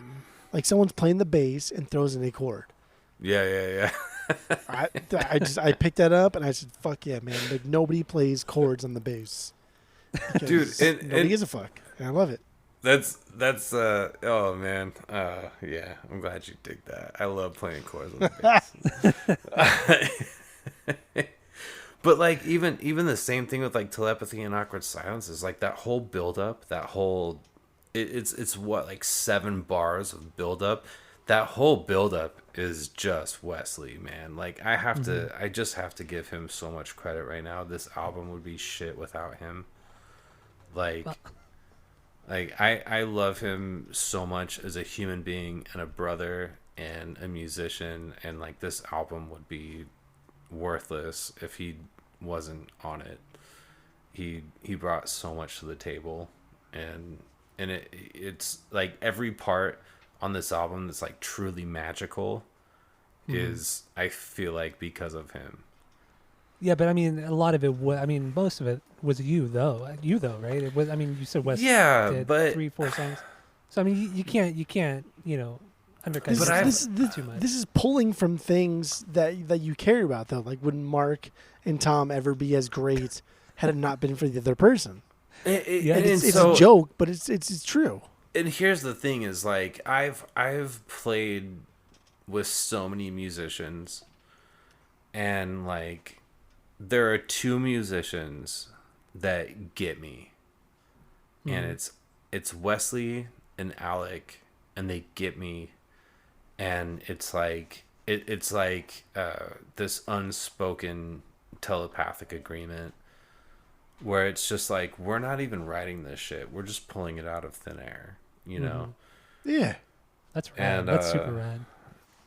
yeah, so I just had to stop and give a shout out to Wesley because he's great. He's just Yeah, magic. Yeah, this is a killer song. So, all right. I know we're kind of strapped for time. What do you think, Dane? Let's go another hour. Fuck it, I don't care. I mean, Well, I don't we're want. half done. Let's power Okay, through, dude. I'm Power just through. I'm just asking because it's a little bit after 9. I don't want to impose too much. I think we can finish in 30 to 45. I think we can Yeah, I do think so it. too, I think yeah. we can do it. I think we have a good. texted my wife. I was like, "Hey, I'm still deep in it. We're good. We're good. We're good. Okay, Let's cool. do this." I think songs. I think we've hit a good stride here, so we have a good thing going. Did you? So you have nothing on the lyrics, Jeff, on this one? No. Okay, so real quick, I didn't know about the microphone. I'm going to ask you every song anyway, just to make you feel that. So Yes. I don't know about the absolutely. microphone, man. How the fuck is that my fucking fault? I didn't fucking know. It's the microphone. You should have asked me. Like, You how does should that have make asked any me this fucking week. sense? You The should have asked microphone me. is to record vocals. I just discovered it. I It's discovered stupid. it. I discovered it an hour ago when I told you about it. I literally just figured it out Stupid. myself. Stupid. So no excuses. You forced me to buy a fucking $1,000 laptop that I don't want to buy. You're a bully. You're a fucking bully. but it's also your fault mandatory for bully. not doing the research. Jeff's like the most like calm, like if he was a dog, he'd be a golden retriever. You're like, you're a Oh, no, bully. it's not. Like I did not listen to the podcast enough to hear me. okay, yell at okay. Tyler I need to fucking listen. constantly. I need to listen more. All right. I'm sorry. That's all I do I'm is yell at sorry. Tyler. I swear to God, Yeah, my we fucking do yell voice at is each other a lot. hoarse Tuesday morning. I can't talk. All right, so lyrically, real quick, I have I feel like this is about the protagonist. I guess that being you. He sees the world like burning down around him. He sees society, just the shittiness of society, and it's taking a toll on your psyche, and in turn, that has affected your relationship with other people, friendships, romantic relationships, whatever it is. And you don't really realize that until you lose that said person, and then you realize, wow, I'm just as shitty, or not shitty. I have a lot of the characteristics of what I see that I don't like in society, and that has ruined my relationships with people around me. I For don't know if I escape explained that. artist? Yeah, for Wow. escape artist. That's what I got lyrically on this one. I could be completely out of my mind. I'm not good at reading lyrics, but that's Oh, cool. Dude, solid. That was- I'm a 100% proponent of people taking from art what they want to take from art. And this makes me feel bad because I know you're a really great person, and I know some of this stuff is very near and dear to your heart, and I don't mean this to be offensive to you at all, but No. I don't know if you're this is autobiographical, if this is something that you've seen with other friends or whoever, so please don't take offense to it. It's just No. this is- I'm not offended at all. The funny thing is, like, this song, I wrote this song, I Am the Escape Artist, like 15, 16 years ago, whatever, about my wife. And I didn't even know that my wife existed yet, but I knew she was out there. okay. And that's kind of what the song is about, and it's kind of about failed relationships, because maybe you mistake someone for being the one, Mm-hmm. and they're not. Okay. And it is about the reincarnation karmic cycle, being on Earth for thousands of years, looking for that one person and finally finding them. Huh. Okay. I'm kind of like reading through the lyrics right now, and I see kind of that what you actually meant in this song.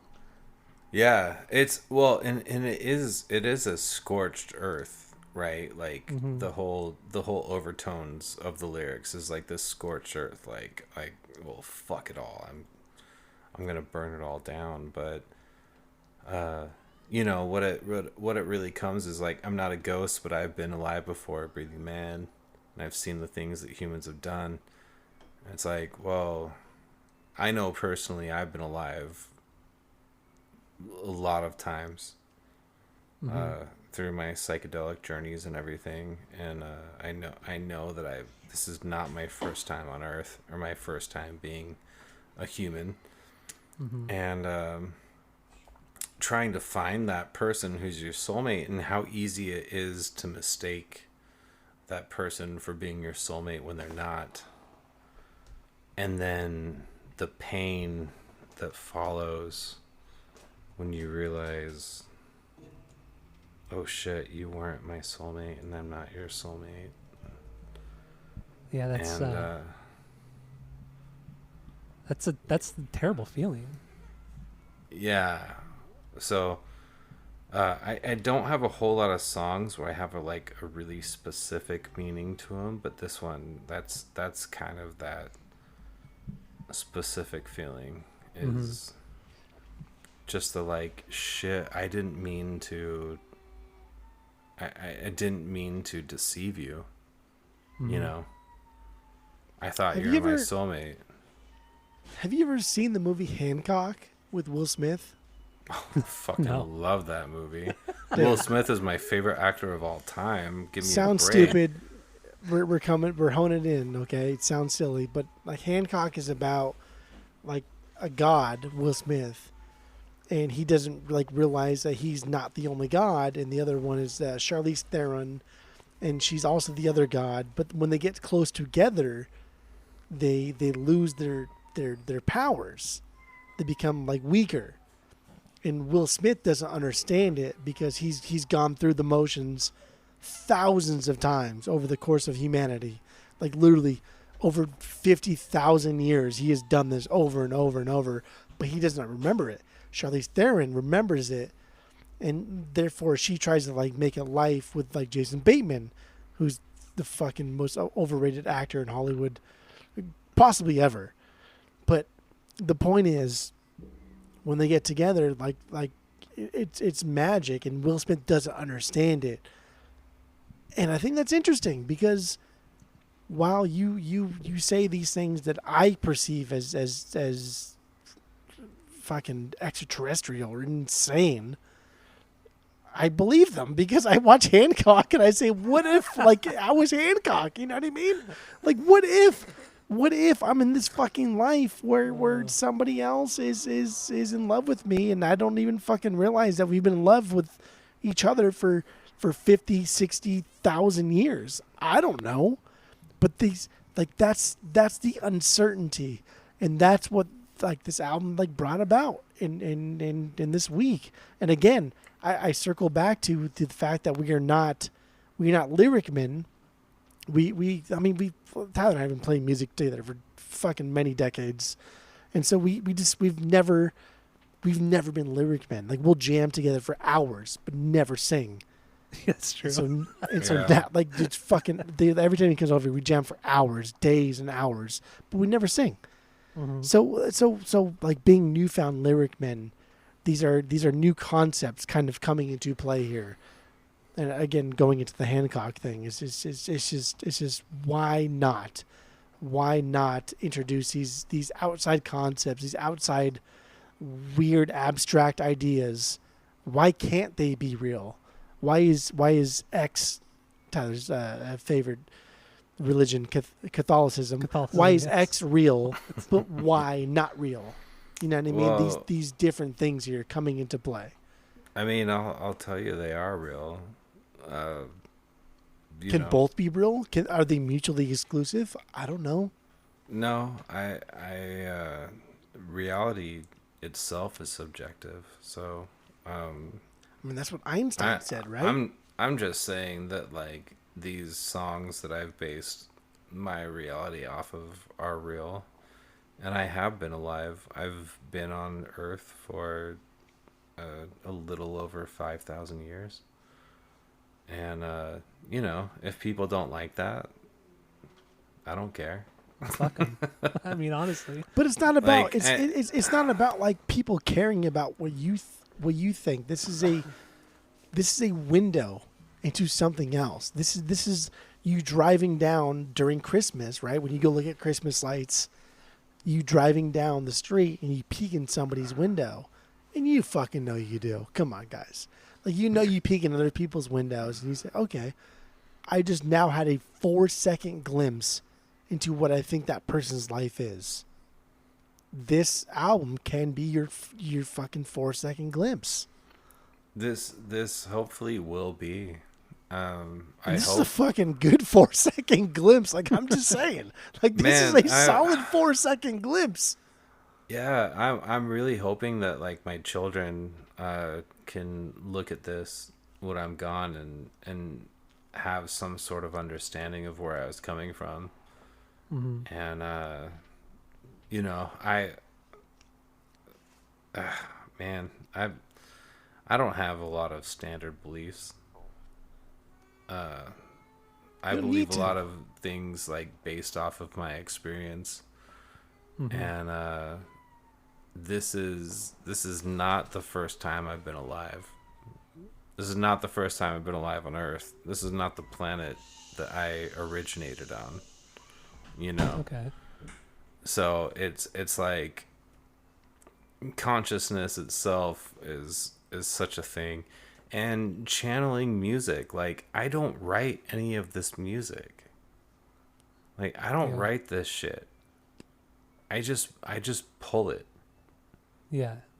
Well, I mean, you kind of touched upon that when you said when you get in a room with Wes or Alec, it just kind of happens, and it's not something that's very thought out. It just comes to you. Yeah. Kind of out of nowhere. Which is that's so cool. That is, I don't know, that's super rad that you have that connection with those guys. Well, and it's out there, and it's like meeting different catalysts. Of course, this is why the lead singer of a band that's so successful. Okay, let's talk about Radiohead. Radiohead is so goddamn successful and amazing, and Tom York goes out on his own, and no one gives a fuck about Tom York's solo albums. No one gives a fuck. I've never heard a single Tom York solo album. You haven't? What? No. So why would I? That first one is actually really good. I doubt better than it. most of the Radiohead records.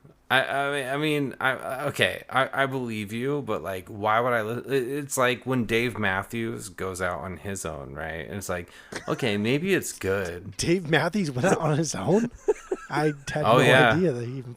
You had no idea because it was garbage. Like, and it wasn't bad. Just like, I'm sure a shitload of people listening right now are like, wow, Tom York made a solo album. He made They fucking probably 3. never heard about them. Yeah, he has like 3 or 4. I think. Dude, they probably never heard about him though. Because who cares? Maybe. Who cares? It's not Radiohead. It's like when you get these nodes, right? Like these nodes out together, and they're all acting in unison, creating this fucking masterpiece. Yeah. It can't be created by one person. And it's that's the whole point about Dane and the Death Machine is like it started as a solo project, but I could never let it be a solo project because I needed all of these nodes to make it beautiful and what it is. Yeah. And saying, and that's what I like pulling the spiritual out. aspect of it. The spiritual aspect of your approach to the music is really fascinating because I mean most artists don't go into it thinking that way or feeling that way at all. They just see it as like kind of going through the motions or just trying to make something aggressive just to make something sad or you've taken a much different approach than I feel most people do, which I think is super rad. And it should be that way. I feel like music is sacred enough that like it should be pulled straight from the ether. Yeah, I mean, I feel like music's one of those few things that is very primal because hearing something, you can take so many different. You can't explain certain emotions you feel when you hear music the same way you look at a painting. Looking at a painting, you're gonna feel. It's much harder. I feel to really get a visceral emotion from looking at a painting than it is listening to a piece of music. Yeah. It's very kind of primitive. Music is very primitive. It's because we're basic. Well, It's and true. paintings don't come with lyrics, right? Like paintings don't come with sheet music. Paintings are trash. Yeah, paintings are worthless. I don't fucking care. Paintings are trash. I'll say it. No, Bite me. but it's like you look at all the most basic cultures, like what we perceive as primitive cultures Yeah. in our all-knowing. We're doing so great at a country that we know how to run a civilization, and But when we look no. at these I get what you mean, because when you think about it, when you look at Native American music, the American people tend to look down on Native American culture, but that music does evoke certain emotions. When you listen to African music, the percussion in that, just the percussion alone gives you a certain feeling. Or even when you kind of like go back and listen to like old Nordic songs and folk tales and everything, that evokes a certain emotion too. yeah Just on the most, I don't want to say basic or primitive level, but just on a very visceral level and a very kind of, I don't know how else to explain it, but Well, it's because vibrations make the universe, and that's what it is. yeah. I mean, the whole Big Bang that started the universe was a noise. Yeah. It was a noise that started the universe. It's always a noise. Every time I've ever smoked DMT, the last thing that I hear before I lose my mind is just like, oh, and then everything blows apart. It's the ohm. It's the ohm. Yeah. It's the the frequency, sound yeah. of the universe, right? Like, Yeah. so it is something to be respected, and it's something to be cared for. And if I overthink it, I'm not doing it right. Mm-hmm. And Yeah. you know what? Like, I'll probably never be popular. Like, I'll probably never be like pop music, Mm. But I'm not trying to do that. Yeah, you're just doing what makes you feel good and makes you feel Well, honest. That's kind of what and not even that. I'm trying to deliver a message. Like I'm trying to, like, there's like a message that's being brought to me that's like, give this to people. Yeah. And then I try to give the message to people, and if it only touches like 200, couple thousand people or whatever, in the grand scheme of things, that's nobody. But if it touches those people, shit, I did my job.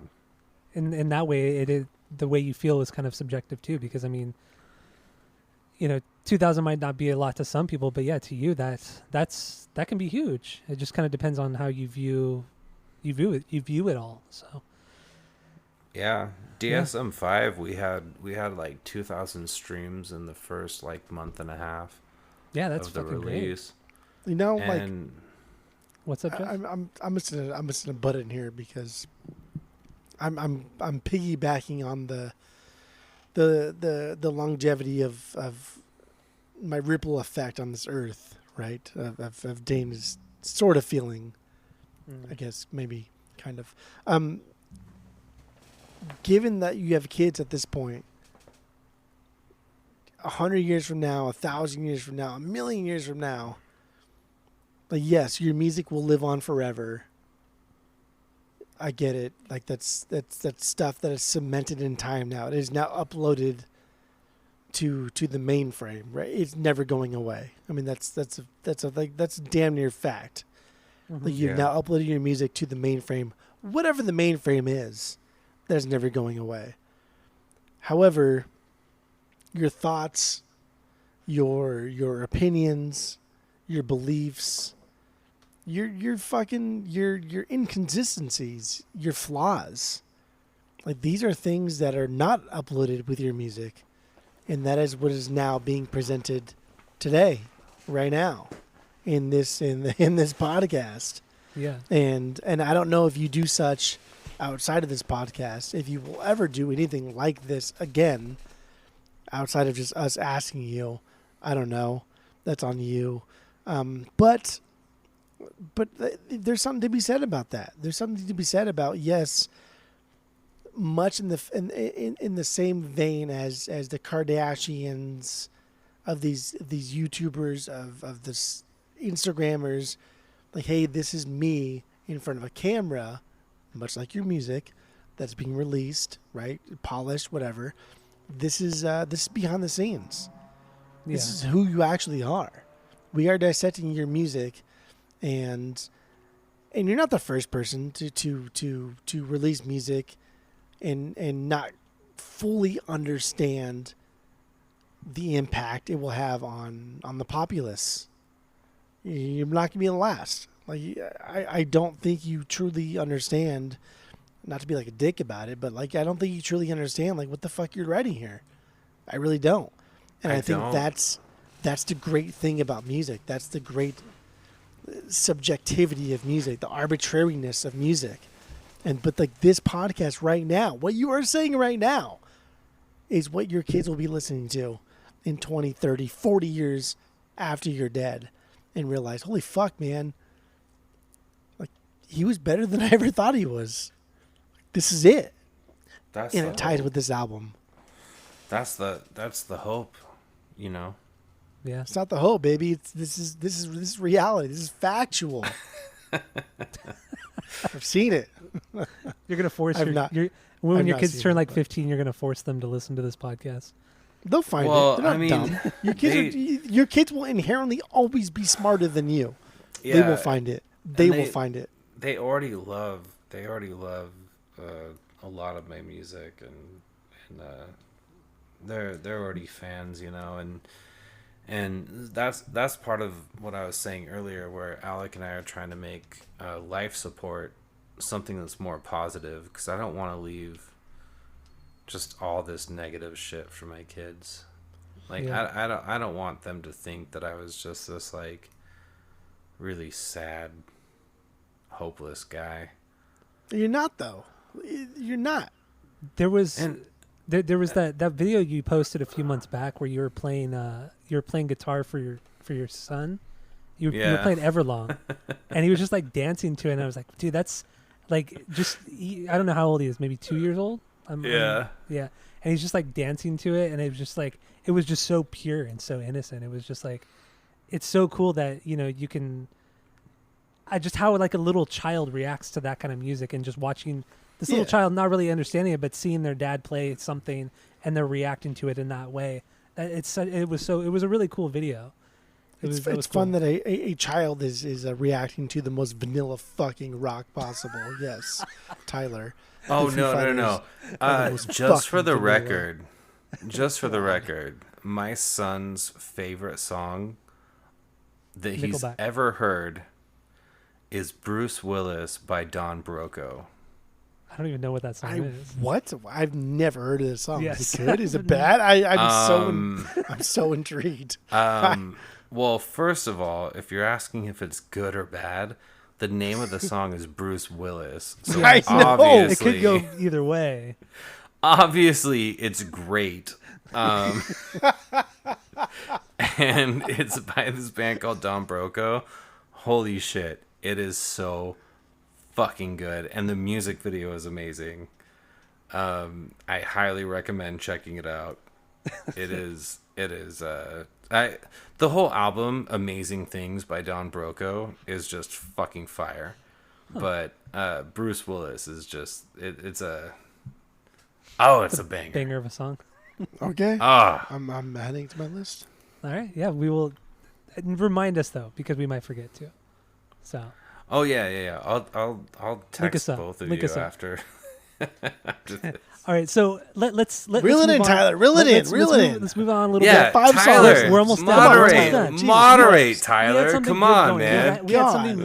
We had something emotional go on. It was a good Jesus talk. fucking Christ. So, The Telltale Heart is the next song.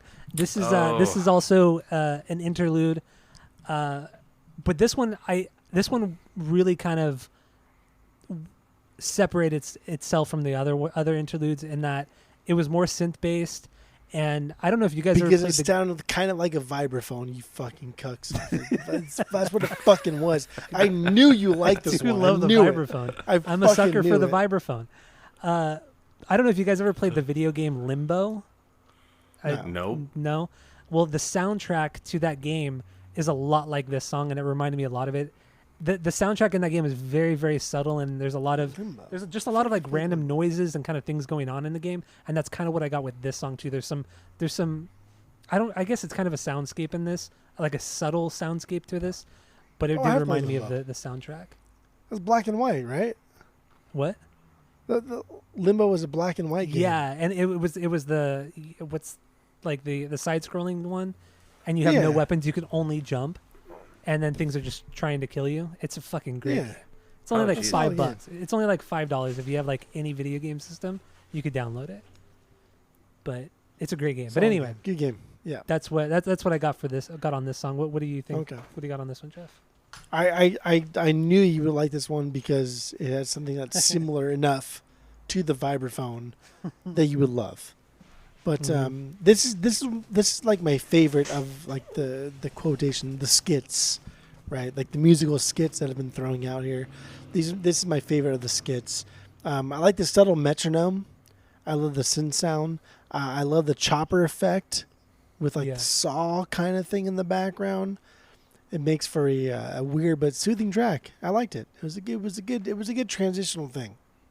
So I thought so too. Yeah. Good. Yeah.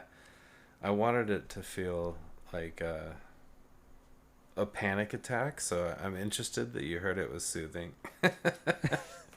Well, it's like throwing it back to that game. The game can be stressful at times, but it's a very melancholy feel of a game, and you are constantly dying in the game, but you're automatically resurrected, and then you just have to like fix what you fucked up on, and it's a really cool game, and there's the soundscape in that game is fucking great, and like that saw sound that Jeff was referring to, you hear that sound a lot in that game, and it kind of crescendos to a point where you die in the game, and that's kind of how I feel about the ups and downs of this record, and just how kind of melancholy and sad at points that this record can be musically and lyrically. So I don't know. I think it's rad. Well, I'm glad this. I had a lot of fun making this one, the Telltale Heart. It was. I don't know. Like, I guess if you could compare making music to like Legos, it would be the same thing. Well, compared to what? Like a starter pack, the 72,000 piece Millennium Falcon. What are you comparing it to? Well, just having like a bucket of Legos and just kind of and complete free-for-all. creativeness. Wow. Yeah. With no template. Wow. and just okay. just like, hey, what do you want to Wow. build and go crazy. And I went crazy with the Telltale Heart. Okay.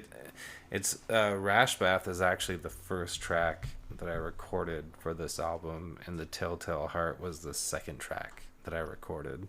So let's do we have anything else on Telltale Heart? No, we're in Rash Bath. Rash Bath? Rash Bath. So I know this is one that dates back a little bit, and this one was on Thanatron, right?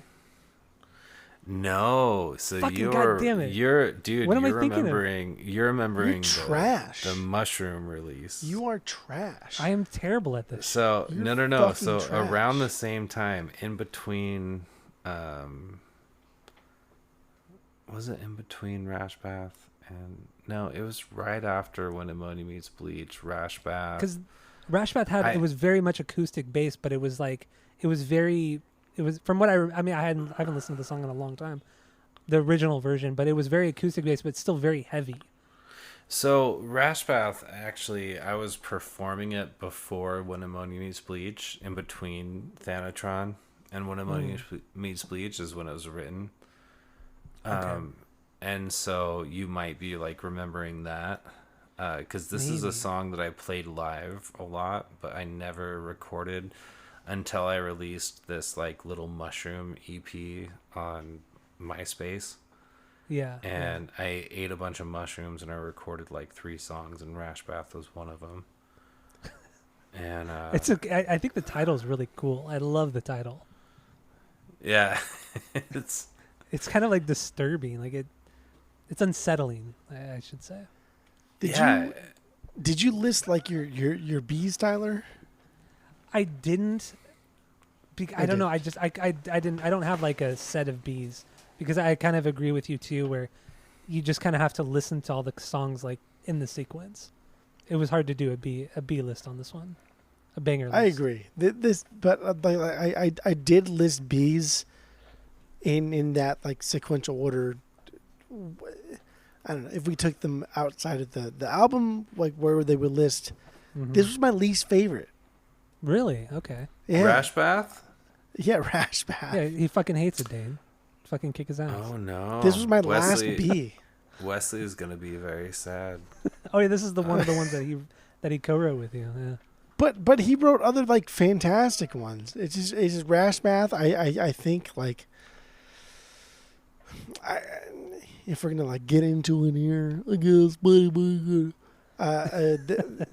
The drums are a little more in the front, a little more apparent, doing a lot more fills, a lot more like the offbeat hits.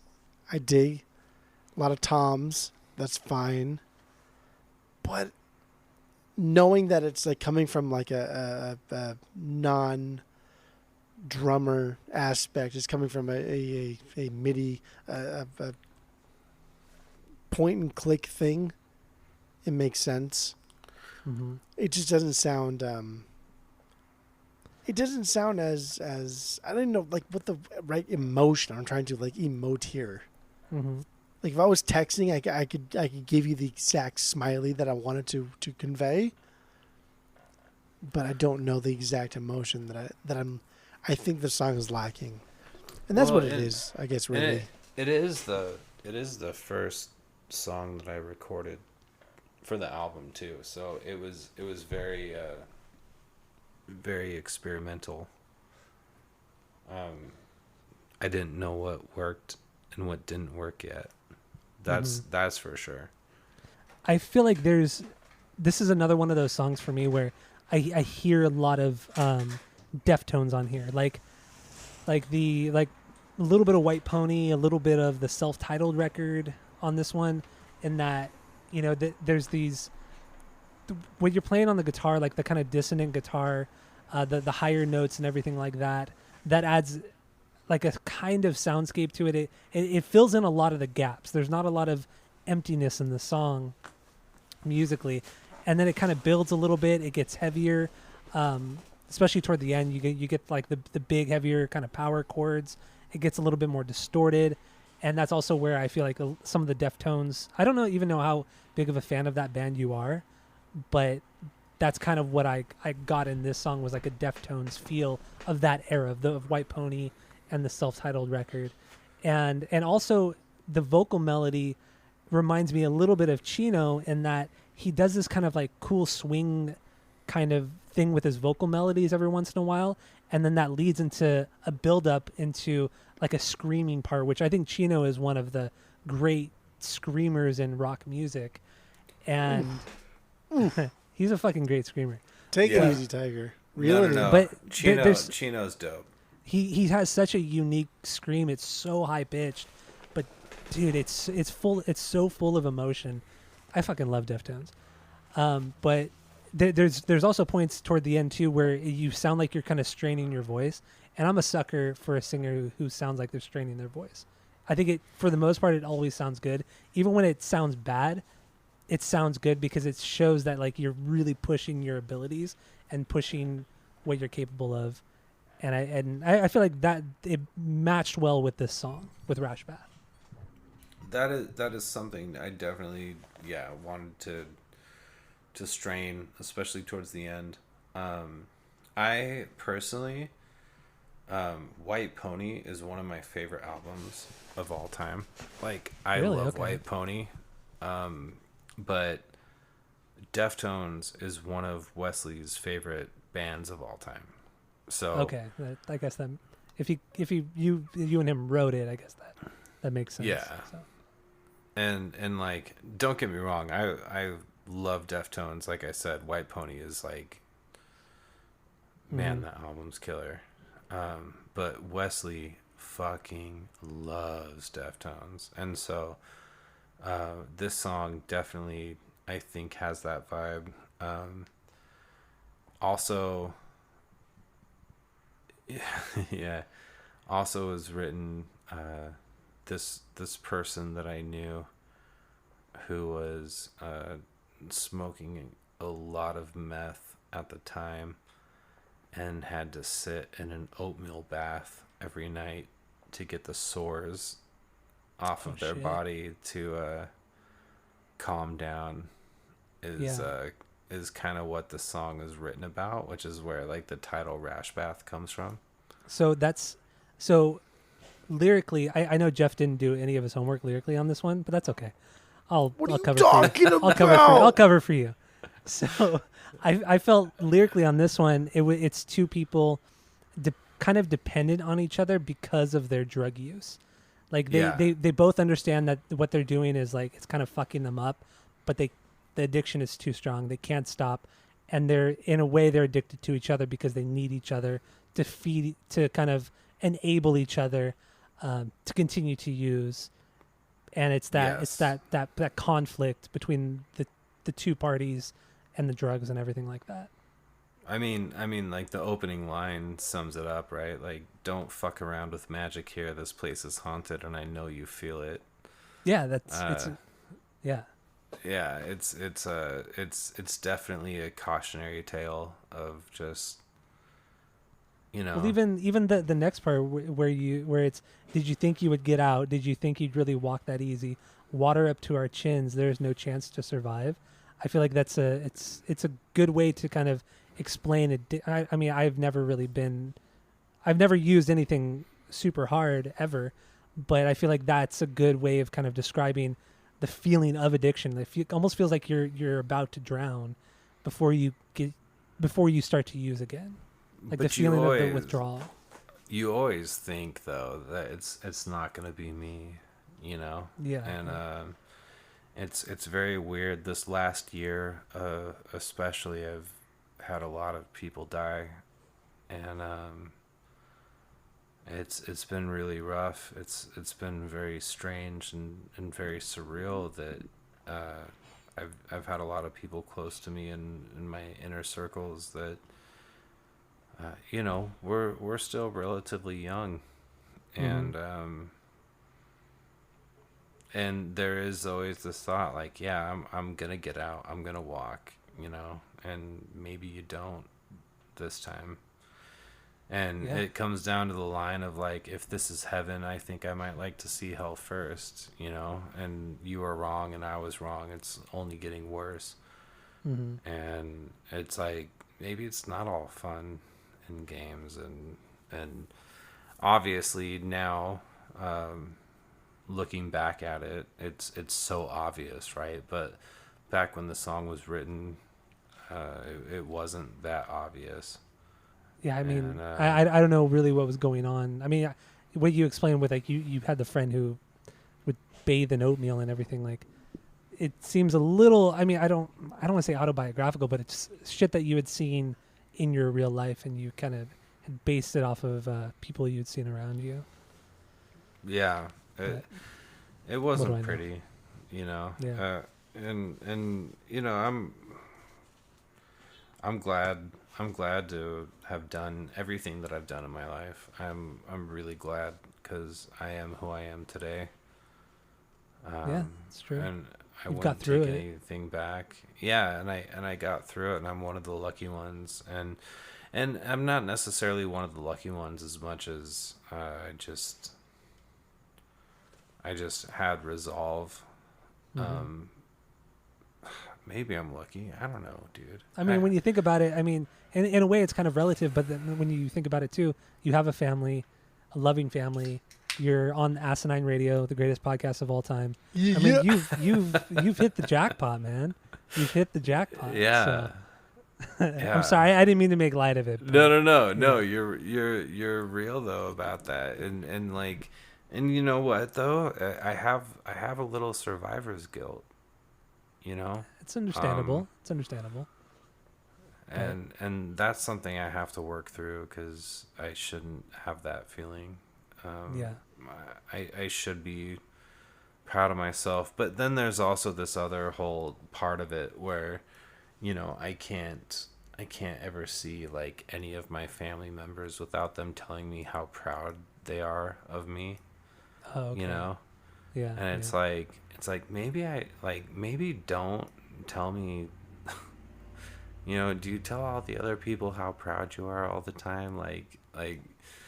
Uh, so I get it. I get it. it's this whole thing, man. It's weird. It's weird. It's weird. And this is where I come from, and this is what I did, and this is my life, and you know, I'm not ashamed of where I came from, but I am so glad, so glad that I am where I am right now. That's great. And That's not awesome. there anymore. Yeah. Yeah, that's awesome. Well, Jeff, do we have anything left on, or Dane too? Do we have anything kind of left on Rashbath? I mean, this is my least It favorite got heavy, but song, and you guys went off like the biggest tangent. So I enjoy it. You fucking finished the point, dude. Close it out. I'm trying to transition into the next song, but it got kind of deep, and No, it's you're kind of doing a hard. great difficult to job. do. Hey, dude, the best medicine is just as deep. So let's transition. I mean, Yeah. the best medicine obviously is just a fucking laugh. Yeah, it's Literally. an audience laugh track. That's what it sounded Yeah. like to me, at least. This one, dude, this one I got deep in. I said, who's applauding? Is it people applauding for you? Like when people say they're not laughing with you, they're laughing at you. It's Are an they at applauding you. with you? Are they No. laughing at you? Are they applauding at you? I don't know. So It's an Okay. at you. It is. As So, like, far this- as I'm this- concerned. But like then the song modulates, right? The applause, it turns into this mashup of just sounds. Like you, Dane, the writer, the person, is drowning out this applause with noise. He's trying. This person is trying to I don't know, to create a person. I guess at this point, is trying to mash up this noise with just any noise, I guess, and pretend like they're not laughing at you. And I thought that was weird. Is that because like you don't want to hear? And again, like we're gonna get deep here, babe boy. Is that because like you, Dane, you don't want to hear like negativity? You don't want to hear negativity in your music, in your life, as like a father, as a partner, as a friend. That's what I got. Yeah. That's right. That's where I dove into this fucking thing with like strictly just applause. That's, no, it's just that's applause, but I got not- something. I got something totally different from this. Oh my god.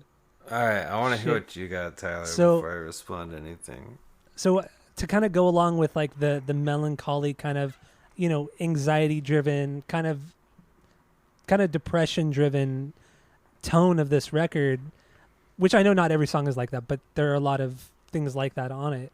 The idea of the audience laughing, it sounds like a sitcom audience laughing, and I don't know if I'm sure everybody's heard, but a lot of the laugh tracks you hear on sitcoms are from like audiences from the 1950s, and they've been dead for decades now. You know, all these people that we hear on all these sitcoms are all dead at this point, and I feel like you putting the laugh track on here shows the fakeness of happiness at times. You know, it's kind of like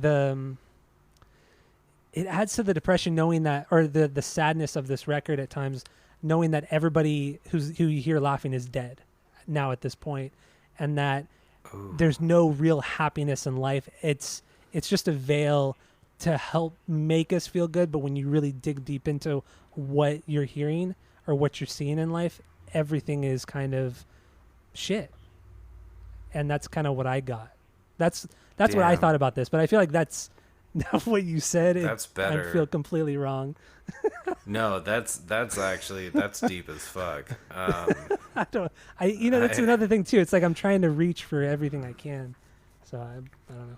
But like No, applause, why applause? Like nobody wants to be fucking laughed at. Even in drama, that's like when Tyler and I essentially met was in drama. Like nobody wants to be laughed at.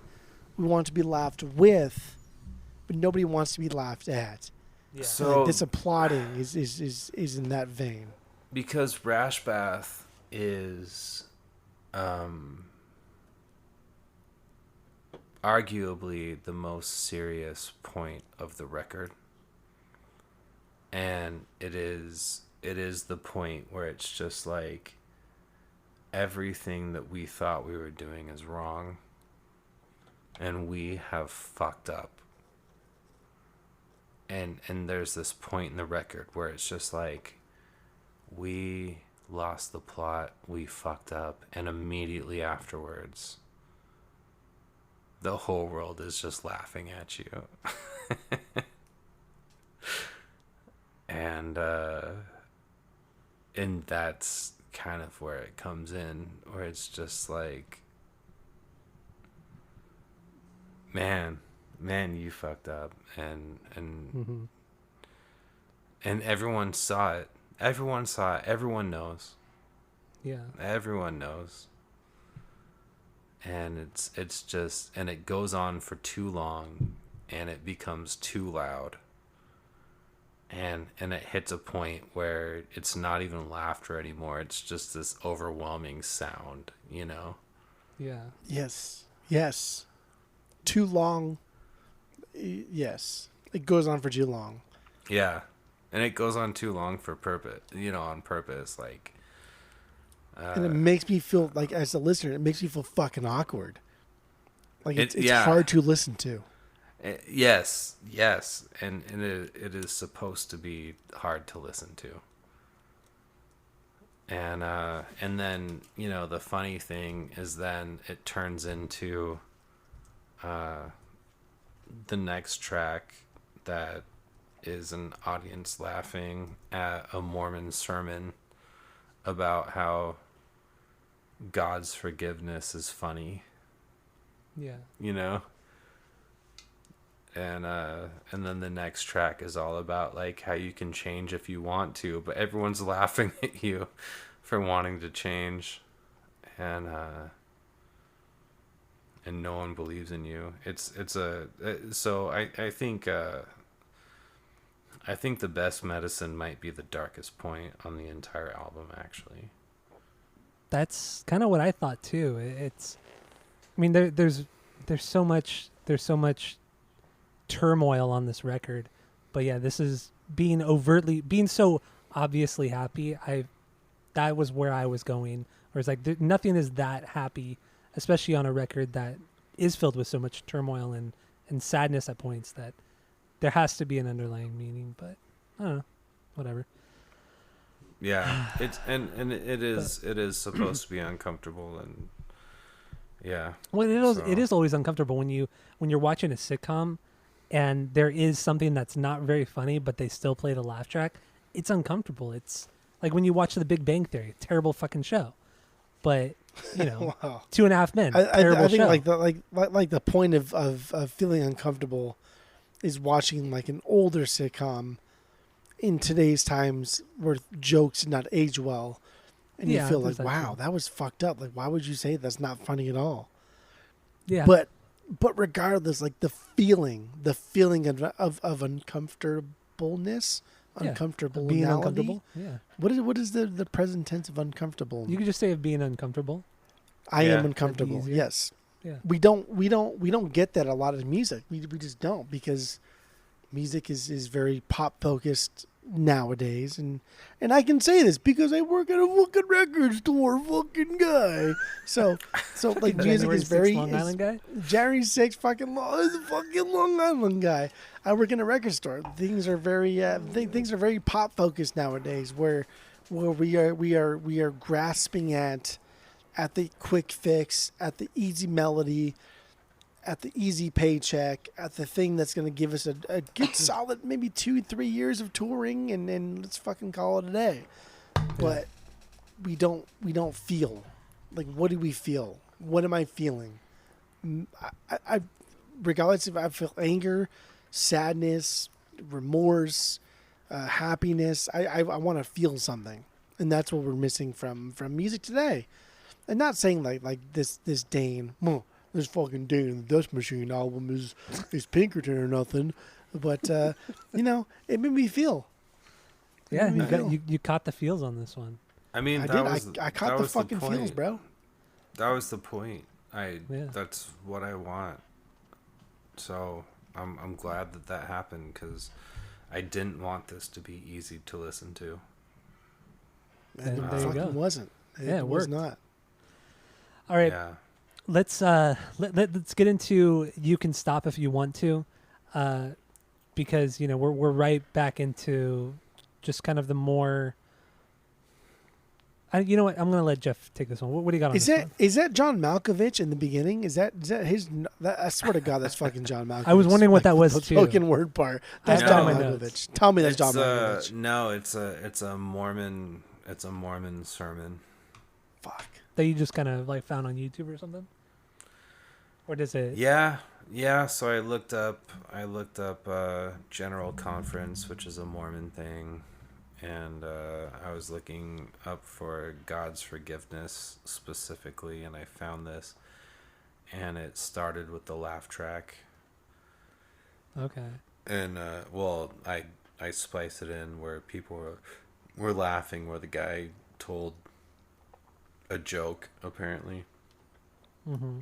Wasn't a very funny joke, but that's how Mormon sermons go. Yeah. And so I spliced it in with the laugh track, and then went from there. And I thought it was especially fitting because it's a sermon about God's forgiveness, and this song right here is about praying for help when maybe there's no one listening.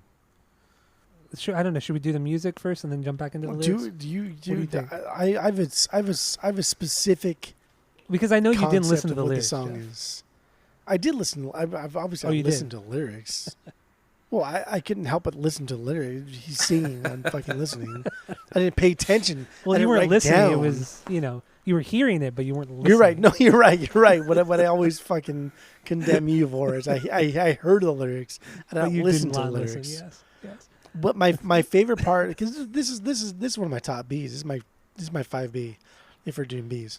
Okay. What I liked about this is it's sequencing. This is between the applauding and the crickets, right? Mm-hmm. And so you get one song, "The Best Medicine," that is like applauding. That's very kind of like tongue in cheek, very kind of like backhanded, like "Oh fuck you, you're not good enough." Like Green Day's, like they're all out to get you. Nobody likes you, right? Like that type of concept up against like the crickets, the opaque. Gotta love the crickets. Gotta love the crickets. Limp Bizkit, Fred Durst, Long Con, like opaque. Like we're butting this song up against two things that are very kind of self-conscious, and that's what I really like about this is because it starts off with that spoken word. Now we're starting off a song with somebody that's not Dane, with somebody that he's taking something from. He's stealing something from somebody else and putting it into his own song. So like, as if Dane's not here because he can listen to us and rebuttal.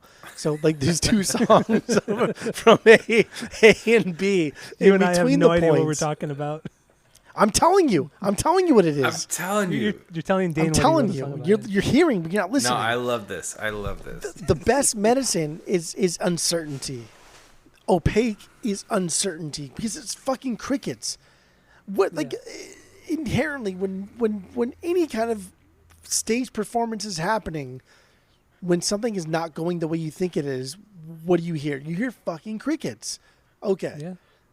Let's go back to like you can stop if you want to, which lyrically I'm on a different level, but musically we're pressed up in between these two things here, we're presented with something that's spoken word that's not Dane, that he is taking from something else because he's in between two things that is uncertain.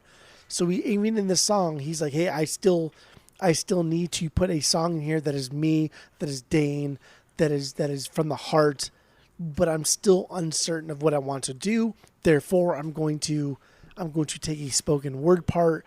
I'm going to throw it in here. And like the bass and the guitar, they're note matching, right? So there's still a contrast of a bass and a guitar not playing off of each other, just doing the same thing. It sounds fantastic. It's fucking good. And then like when you add the keys as like the lead part in there, that's solid. That's solid stuff. But there's still like an uncertainty kind of aspect to it. There's still a pop centric focus here in writing this song. Yeah. I think That's this one and Hemophiliac are like the two pop songs for sure. Yeah, this definitely is more pop oriented in the chorus, especially with like that kind of trudging, that dun dun dun, that I can't even try to do it, but it kind of like it kind of trudges and it kind of like bounces a little bit, and it has that kind of pop sensibility to it, even though I feel like lyrically You Can Stop If You Want To and Opaque go hand in hand with one another, both lyrically and musically. I think they need to have each other right next to them to build the story. I don't know. I mean, that's my interpretation of it. I'm sure you have a different interpretation because you wrote the damn song, but No, you're right. I will tell you what he wrote here, okay? Because because You Can Stop If You Want To. There's like two parts to this song, right? There's a softer kind of pleading part. The lyrics seem to be hopeful and endearing, right? Like the chorus, I don't know, being more direct and aggressive and punching down to some type of self-destructive behavior. So like there's the two parts. There's the one part of like the verses where it's kind of emo, and I agree it does bleed into Opaque, which has, no offense, your goofiest lyric on the entire album, but you said like you're my favorite disease. Like that, I love that, but I laughed because that's funny. That's very much of our time. That's very much of when we graduated high school, of the emo scene. But like to anybody else, that would be within give or take 4 years of us, that would be completely lost. But like you can stop what you want to be, or you can stop if you want to. There are two parts of the song. There's, like I said, that verse part that's softer, that's pleading, that's like, hey man, like I really care about you, whoever the you is. It could be yourself. Like you can plead to yourself. You have these inner conversations with yourself to try to be a better person, try to be a better friend, a coworker, a boss, a dad, whatever the fuck it is. But then like the chorus here is dropping into being very aggressive, punching down again, like I said, to some type of a very like self-destructive type of thing where it's matched by the heavy instrumentals. And I love that contrast again. Yeah. Like that's what this album is about, is contrast. Yeah, and it really is. It's this whole like, you like it when you're dying, don't you? You know, it is true. And it's this whole, you can stop, but you're not going to. Why we would all you? know you're not going to. Yeah. Mm-hmm. And then yeah, like you said, like the lyrics are so pleading. The lyrics are so helpless, and for the verse and the chorus is just such like,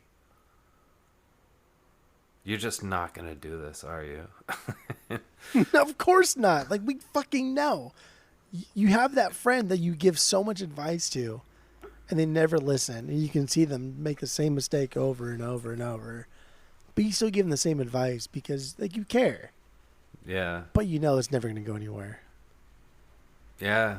And Man. No, Well, dude, Jeff, you're nailing this fucking album, man. I'm I'm telling not you, gonna bro. lie. Like I was I'm at not my gonna lie. I was at You, my daughter's like fucking gymnastics, and I was like, holy fuck, man, this is. I'm getting into it. Like I'm wiping my nose. Like I'm about to fight like Holyfield here. Like I'm straightening out my back. Like I'm gonna do something. But like I'm getting into it. dude, I was getting into it. you're picking up the vibes, man. Like for sure. That's awesome. But that comes with writing songs when you're at a certain period in your life, and then re-recording those songs or rewriting those songs or reimagining those songs when you're at a completely different period of your life. You're still the same person, but you've just experienced life more. So now these songs mean something different. And I think that's what like is really kind of going on here. These are the same songs that you had written X amount of years ago, but now they mean something different because of where you're at right now on this earth. Well, and that's something so funny that you brought up about this song in particular, where you're just like, maybe you're writing it to yourself, maybe you're writing it to someone else. And when I originally wrote this song, it was an amalgam of things that people had said to me, writing it to myself, like, come on, Dane, get your shit together. Like, and knowing that, like, oh, maybe I'm never going to get my shit together, and writing the song to myself. And then when I recorded it for this album, I recorded it for somebody else. And so that's like, man, the fact that you picked up on that, even that's really this song. I feel like this song is probably overlooked a little bit, and I know it is because I see the metrics on Spotify and Apple Music. So I know this song is overlooked a little bit, and I think this song, anyone who's struggling with addiction should have a listen. And anyone who loves anyone who's struggling with addiction should have a listen. Yeah, it's a heavy song. I mean, kind of going off what you guys were saying. This song and Opaque, there's some, I think, because they go hand in hand, it makes this part of the album way heavier than everything prior. That's kind of what I got with it. Yeah, the album definitely ends on a really heavy note, for sure. Yeah, like literally, it kind of does with Deserter. Yeah. it's like, yeah, seriously literally, it's the heavy. heaviest song on the record. Yeah. Let's get into it. We're there, right? We're on the last song. Let's do it. So Deserter. Yeah, this is, like I said, the heaviest song on the record, and the bass, man, the bass cuts through so nice, so fucking nice, and I'm kind of a sucker for that. You know, it just, if you got a good bass line and it kind of breaks through it all, I'm hooked. I'm usually hooked, and this is one of those instances. And it's also another thing where, you know, much like Deftones, they have their heavier stuff. It should never mesh very well with Chino's kind of ethereal, dreamy sounding vocals, but it does. And this is one of those examples where you kind of have that kind of dissonant sounding thing going on with your voice, but everything else is so heavy, and it's that push and pull, that contrast between the two things that works really well. And yeah, this is one of my favorite songs on the record, but I'm also a sucker for heavier songs. So dude, there's that. You're only the second person I've heard say that it's one of their favorite songs, and I love you for that. Because there's some good screams on here too. Like I think you do have a good screaming voice, and you use it sparingly enough to where when you do use it, it's more effective. It means something more. So yeah, and there's some good placement of screams on this song. Dude, this song was like 200 BPMs. Was it really that fast? Yeah, it's Shit. fast. That's as a quick fuck. one. It was a quick one.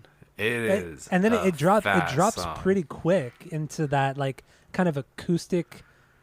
It's still heavy, but it's like it's more acoustic based, and then you kind of have that foreboding synth kind of sound, kind of trailing off, transitioning into the more acoustic part, and then it's a well written song in that, because you're just kind of like inundated with heaviness, and yeah, it drops quick, but it's a good drop into the acoustic ending.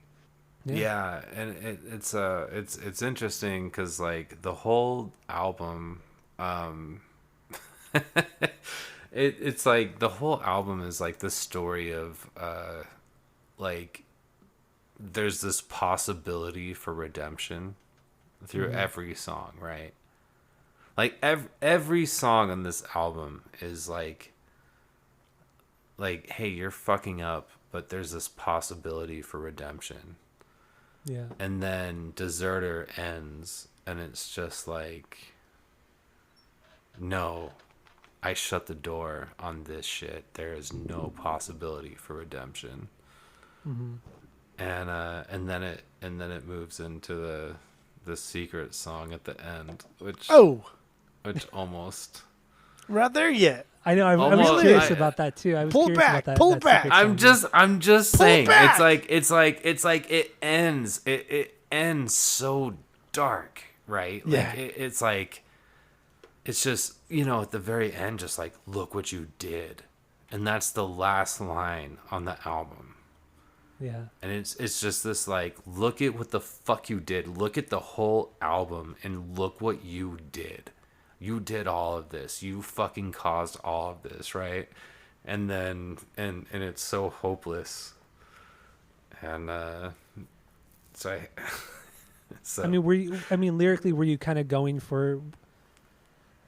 I don't know. What I got on here was kind of like a substance abuse thing, where you were just kind of at the end of. I mean, not you, but the character was at the end of the line, and they had just kind of given up on a lot of things, and this is like the lowest point of the protagonist, of the character in the story of the record. That's kind of, I feel like this is just the end of it, and it doesn't end on a happy note. It ends on a very, I mean, like you said, the last line is very, it's not uplifting at all. I mean, it is. This particular song is not about substance abuse at all. Okay. It is about, and I don't really want to talk too much about what it's about, but it is about like definitely the biggest betrayal that I've ever experienced on a personal note. Yeah. To a point where I would have liked to have seen retribution in a unsavory way, I suppose. And I've since, writing that song, made amends with this person. But that's not. But the song still had to be honored because right. It was, the feeling is there. And it doesn't. That's what makes good music. Exactly. And that's what makes good music. And forgiving that person doesn't make it not the biggest betrayal that I've ever experienced in my life. And I was very young when it happened.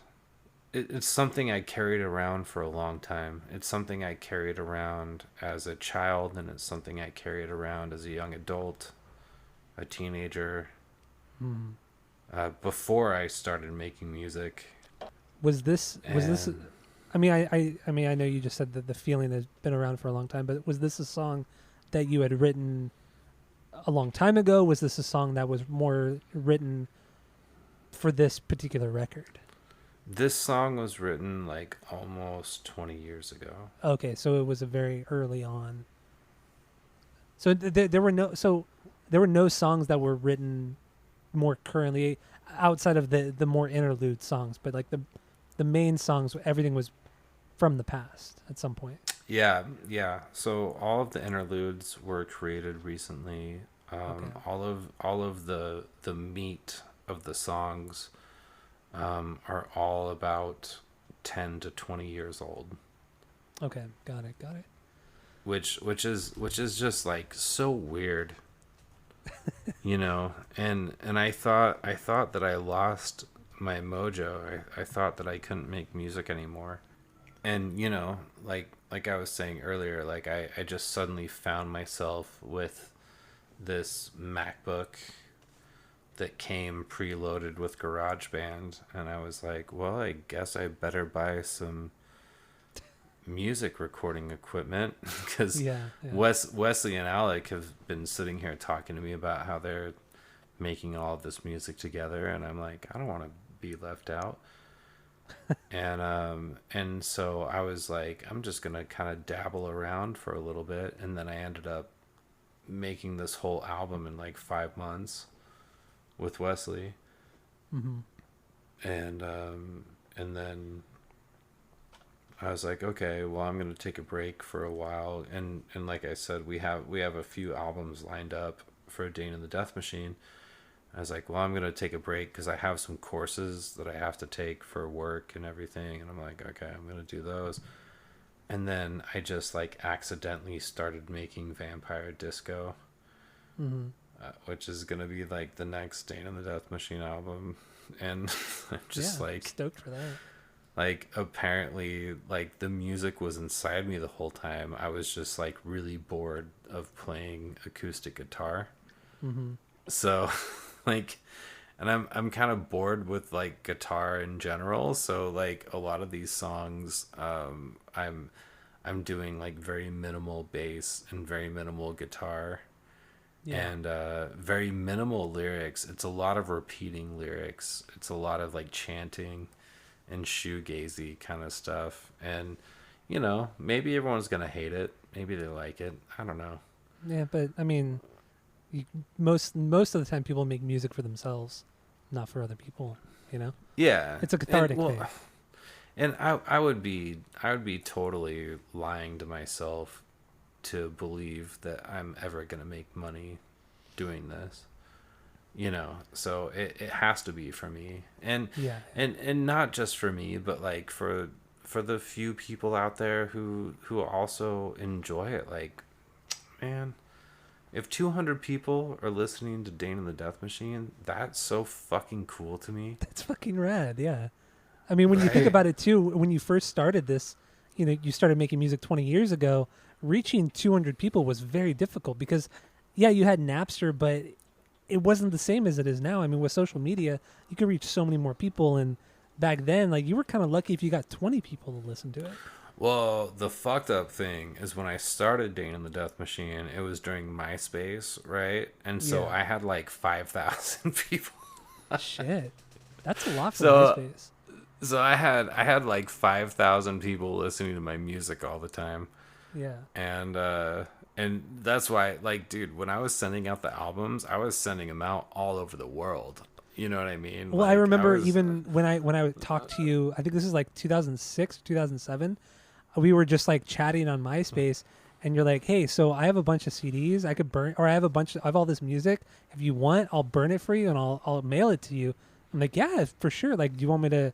I could send you money. I could send you a check or something." You're like, "No, don't worry about it. Just here you go. Give me your Yep. address." And I gave you my address, and like a week later, I got like these 4 or 5 burned CDs of all your fucking music. It was so random. Yeah. That's what I used It to was cool. do, dude. I would just go buy a spindle of like 100 burned CDs and just burn them all and just go on MySpace and be like, if you want my music, send me your address. I don't care where you are in the world. And so I'd be sending out music all over the place, you know? Yeah, And, yeah. and that's, man, It's like the coolest DIY way of doing it, because I feel like a lot of people who were on MySpace at the time they weren't doing that stuff. They weren't self promoting in that way, and in a way that it was a little bit ahead of its time too. It was a cool way of promoting it. So I remember when like Napster was making waves, and Yeah. Metallica was super mad about Napster, and I realized I Lars was Ulrich. well, Yeah. definitely Lars, yes. And I realized I was like, I am not going to be able to sell my music anymore. Yeah. So I like all I want is I just want people to listen. That's all I want. So if it costs, if I could go to Walmart and spend $20 on 100 burned CDs, and then spend $2 a pop sending out CDs to people all over the world, yeah, I'm gonna make that investment just so people could hear my music. So I spent money so people could hear my music, you know, Yeah, that's super rad. like, and that's what I care about. And you know, I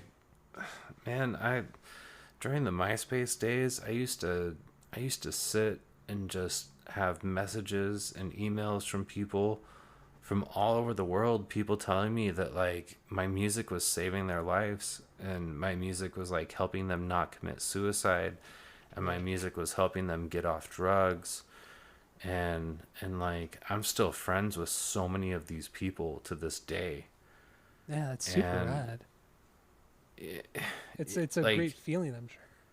dude, it's like, you know, are any of the members of Motley Crue like still friends with people who they saved their life through music? Like, no, you know what I mean? Like, Yeah, no, I get it. so I get it. like I don't give a fuck. I don't want to be famous. I don't want to be famous.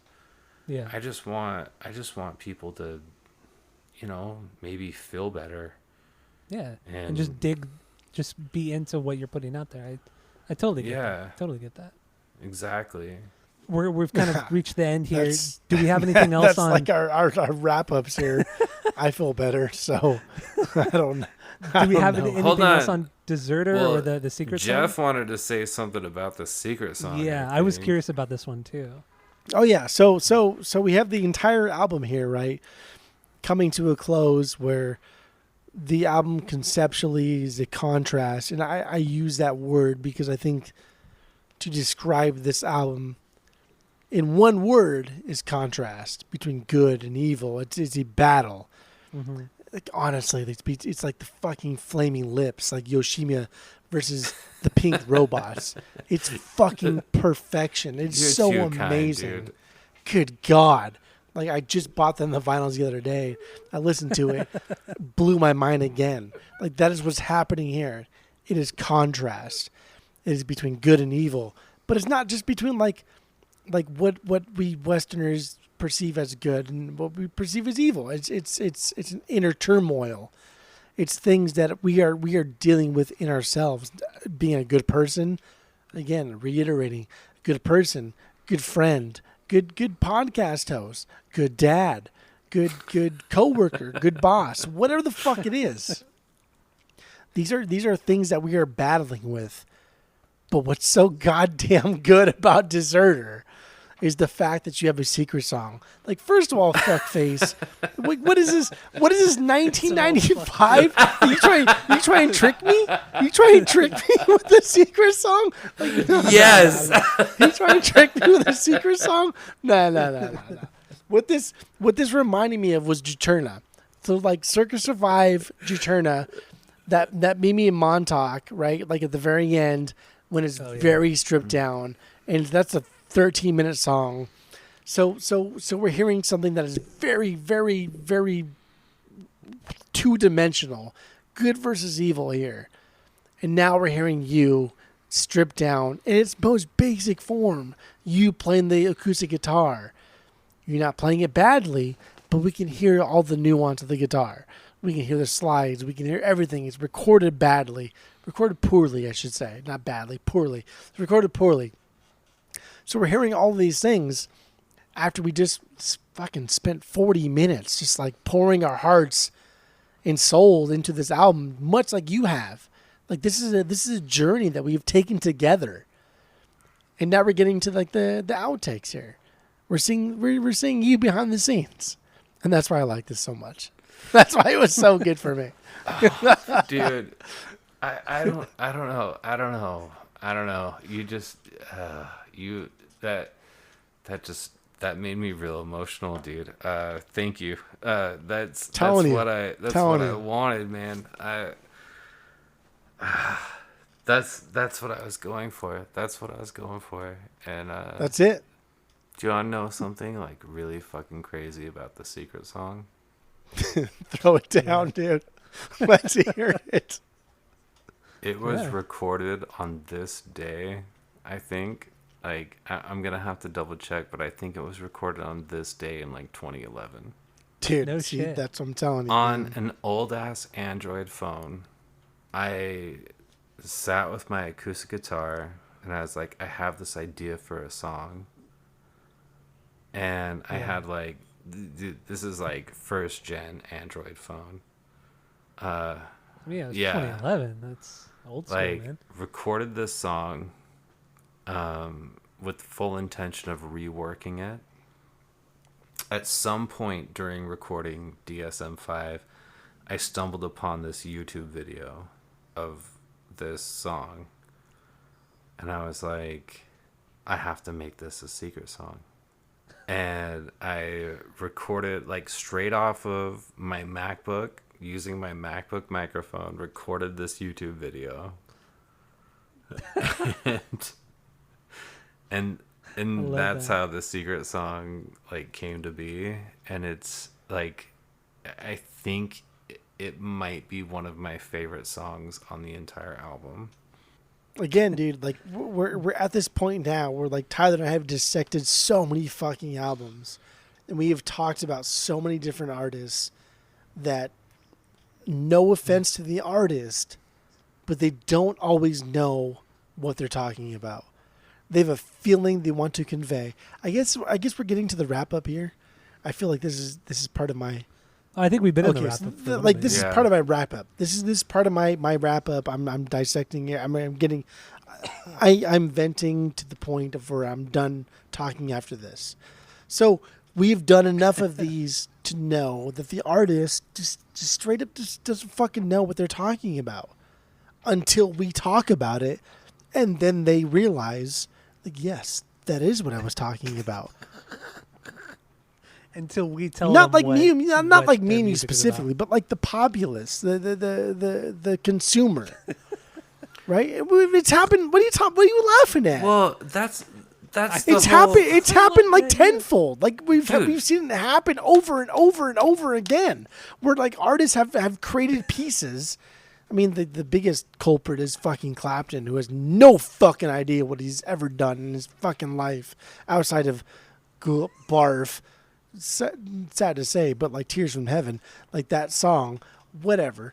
Clapton has no fucking idea what he's doing. But like a lot of artists don't understand the complexity of their writing until they've bounced ideas off of the populace and they say, hey, as the populace, me personally, because I'm the best, hey, you are right in this point, but you are wrong in this point. Okay. Dude, I'm not even gonna lie. I like during this whole interview, there were a few parts where I've been like, well, this is kind of like what I was thinking when I wrote it, you know? But there has been no part during this entire podcast where anyone has said anything that was incorrect about the album. And if anything, you guys showed me a lot of things that I didn't even know about it. So you're totally right. Like, and I think that's what breeds a inherently fantastic musician, is somebody that honestly, and I mean no disrespect by this, but doesn't even know the fuck they are writing. I'm not saying I'm an inherently fantastic musician by any I think you degree. are. Well, I think you are, and I think you fucking don't even understand it. And I think like bar, you know, Ross Robinson or a Rick Rubin producer and a couple studio musicians, you are one stone's throw shy of honestly producing a fucking Pinkerton. I swear to God. I don't even believe in God. But I Can swear you to imagine? Can you imagine I if swear to you. Dane worked with Ross Robinson? Dude, if that could be a fucking wild Ross record, Robinson approached Dane and said, "Hey, let's do this again. This fuck that could me be a in the fucking butthole. Like I would do crazy it. record. I fucking I don't know. I don't know. I don't know. I I don't know. I don't know. love the vote of confidence. I don't know. I don't know. Like I again, my track record shows that I'm not successful. Because you haven't tried isn't to be. You success haven't relative? tried to be So- successful. You've tried to be a good musician for people to take home with them and be a better person. But you have not tried to be a great Beastie Boys, right? Like Beastie Boys License to Ill. That is a deliberate attempt at being popular. Yeah, but I don't You are know making if music for people to be better people. I don't think I have it in me to try to make music to be popular. I've never been popular in the context of, you look at like the jocks and the hot girls and the everything. Like I've never been popular like that. I've been notorious. I've been infamous, maybe, in Salt Lake. I have had some notoriety for sure, but like popular, like palatable to everybody. I don't know if I even have that within me to be popular to everybody. I think I'm inherently a weirdo. Which like if I could aspire to be anybody, it would be a pop version of Frank Zappa. Except obviously way less whimsical, because I don't have that whimsy in me. Honestly, it's solid record. I mean, where are we at? We're at 3. We are way past the Oh, deadline dude, here. we're Way almost we're fucking almost past the 4 deadline. hours. Yeah, I know. I'm sorry. I'm sorry, God, gentlemen. You were supposed to go to bed almost 2 hours ago. Oh, I know. I don't even want to leave the room right now. Yeah, you're gonna get. Yeah, you're. This is like you're normal gonna- for us. I Like am in this is trouble. it's all on you. This is normal for us every No, week. Yeah, normally Jeff and I record about this much, and then we split it into like several episodes for the week. But this is definitely normal for us. But fuck, man. Yeah, No, you're- I'm in you're- trouble for sure. Let's wrap it up so that we Yeah. can.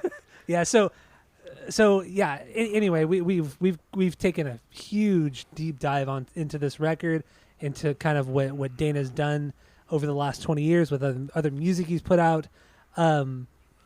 I mean, honestly, I don't think we should rate it, because I think that's a little unfair. I want to and- fucking rate it. I I don't don't know. care. That's I what we think- do. I mean, A+. Dude, no.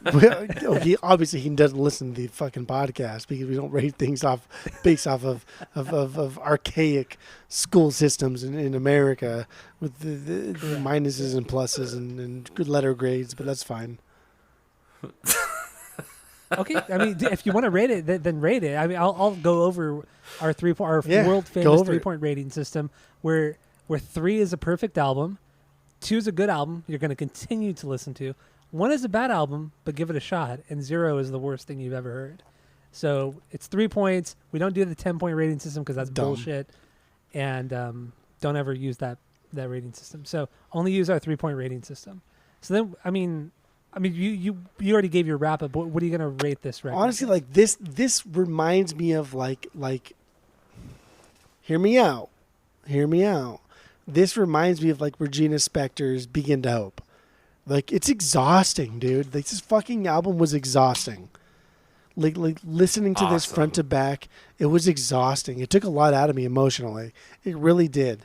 I don't know you as well as Tyler knows you.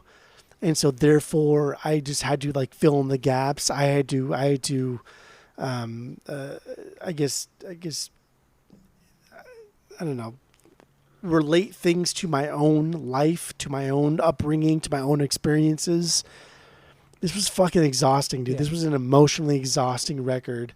I could not fucking believe it was just exhausting, to be honest. And I was very, very surprised at just how worn I was after listening to this. And I love that.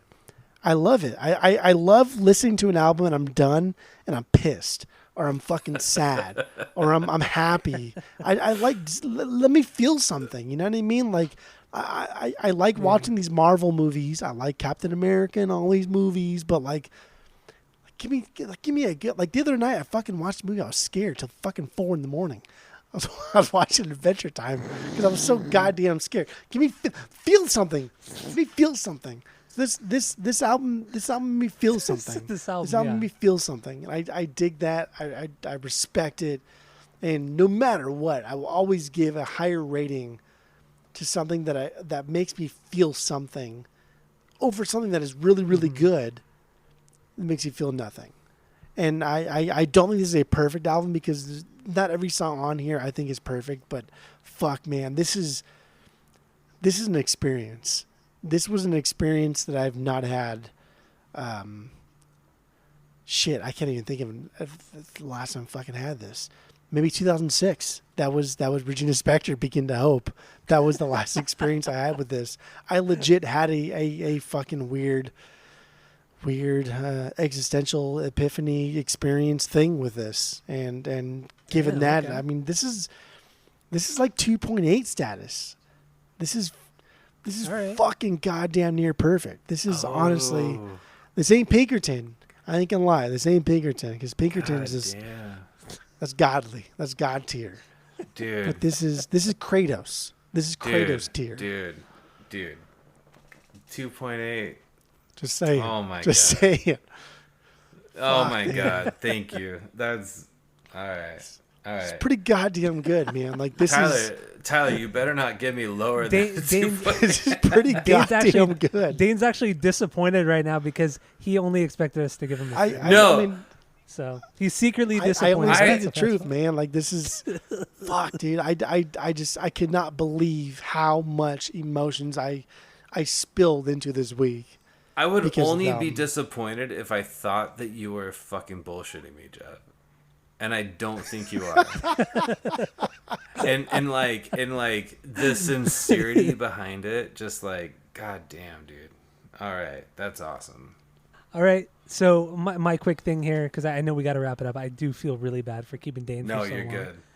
I don't know what I was. I had like no expectations going into the record the first time I heard it. I think you put it out like 2 months ago or maybe a month ago, because I listened to when Ammonia Meets Bleach. You could ask my girlfriend.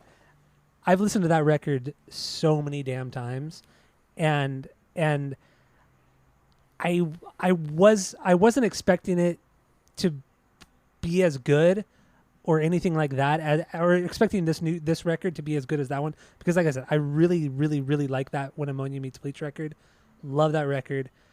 But on first listen, I like the record, but it took more than one listen to really get into, because when I initially listened to it, I just listened to the music and just kind of like the overall feel of it. But once I got into the lyrics and got into kind of the sequencing of the entire record, it changed my viewpoint a lot on this record, like in a very positive way.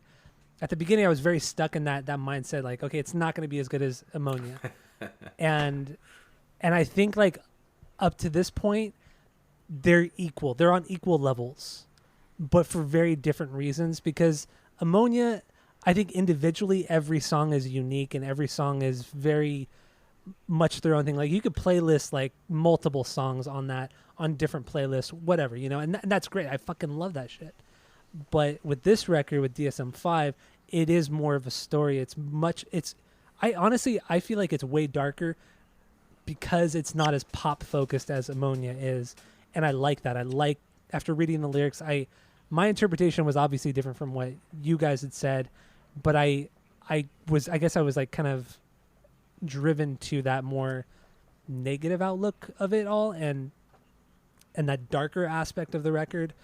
But yeah, no, this is a killer record. It was a killer record. There's some great stuff on here. Like I said, Deserter, one of my favorites. I'll just give it a 2.8 with Jeff. Like, I don't want to give it a perfect. I don't even know why I don't want to give it a perfect, but because you're I feel being like that honest. would be kissing Be your honest. ass. It shouldn't I be think it would be like perfect. kissing your that's- ass too. You feel bad for being Yeah. honest, but don't feel bad for being honest. Be true, baby. And I feel like if I gave you a perfect 3, it would be Yeah. kissing your Yeah, ass. exactly. I Don't don't do want to do that. this is a fucking I would- fantastic album. I'll We've give it. given- I'll give it a we've 2.8. given Even worse 2.8, Yeah. even 2.8 Yes, is so exactly. high. Like I It feel like is. both of you are kissing Yeah. my ass a little bit. Like And I will say, even right now, I still like ammonia when ammonia meets bleach better than this record. oh, Just dude, saying, I mean, that is the I realest still shit. think that is a That better is the record. realest shit. I really think that is a better Respect. record. Respect on that. I'm no. sorry. I think this is better. I think this is better than Thanatron. Thanatron was the first thing I heard from you. You had actually burned me that CD when we were still in high school, or when I was still in high school. So that was honestly the first thing I ever heard was that record. And what is that fucking song on it? There's one song on it that's just like so fucking good. Now I can't even think of it right now. But anyway, yeah. When you burn me, when ammonia meets bleach, when you burn me that CD, you sent it to me. I listened to that record. And like I said, I've been with my girl for 15 years now, and I've played that record a lot over the years.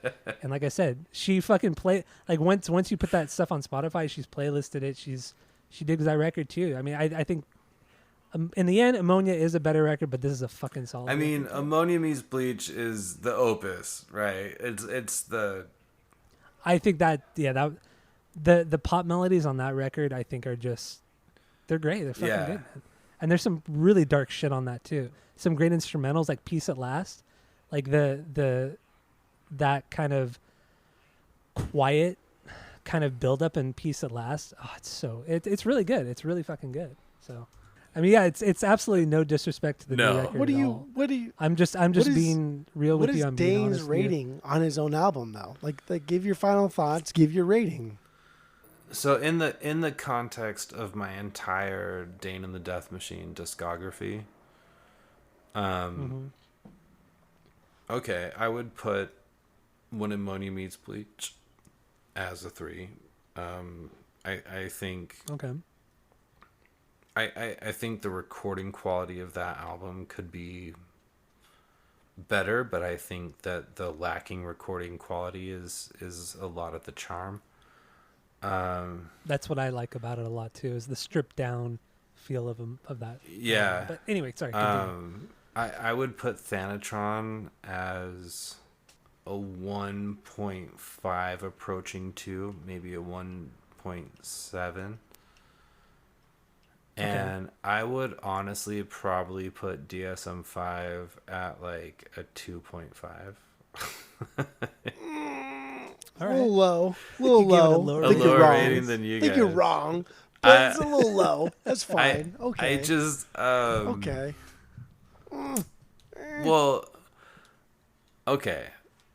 No, I get it. I mean, it's also hard to kind of rank your own You music know what? and No. kind of view your own no, music no, objectively, Fuck that. too. I'm gonna listen to fucking Ammonia Meets Bleach. I swear to God, that better be exponentially better than this album, or I'm gonna come back at both of you and fucking tell you how dumb you are for thinking that anything is better than this. This is Okay.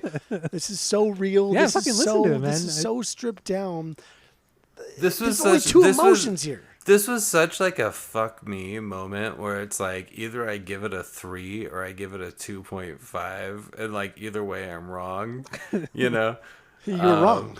Yeah. 2.5. But that's also Okay, the beauty I of give it a music. 2.8. Shit. I give Well, you it a already said 2.8. 2.5, so then we know you're full of shit. So that's fine. Look. Yeah, you're lying. I think that I'm going to make something better than this. So that's That's what Rivers why thought I when they mean, were we're gonna hold you Pinkerton. to that. I don't think Vampire Disco is going to be better than DSM-5. I think Vampire Disco is going to be a solid 2. Is that?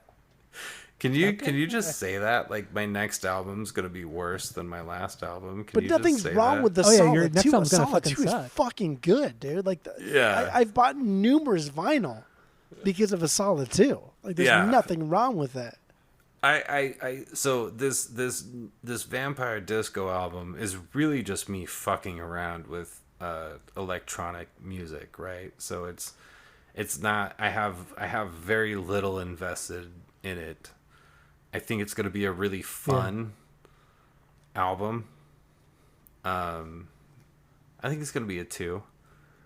I don't think Dane and the Death Machine is going to ever surpass DSM-5 or When Ammonia Meets Bleach. I think that it's going to be a new project that I finally hit a 3.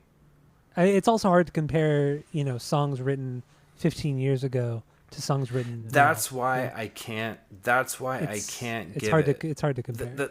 That's why I can't give it a higher score, because like these songs, like they're not representative of who I am now, and which we've covered. It's this weird amalgam of the past and the present. So like I can't really personally give it, but I agree with both of you giving it a 2.8, if that makes sense. So let's end this. Let's end this now. Let's end this now. So, Dude, like to thank Dane for coming on. Really like to thank Dane for coming on. This actually was way longer than I was expecting, because we did have a time constraint. We ruined Dane's night. No, now he's in a lot of trouble. To tell you the truth, I actually thought it would probably be like another 4-hour cast, because I just fucking love talking to you guys. So we always have a good time. We always have a good time. But once again, thank you, dude, for coming on. Obviously, whenever you want to come on, even when it's if you want to talk about something that doesn't involve your music, let us know. I mean, we have people on the podcast, and we have a good time. So can we? Let us know. Can we do a show? Can we do a show for an album called "And Your City Needs Swallowing" by the band I Am the Ocean one day? Because I would love to do that.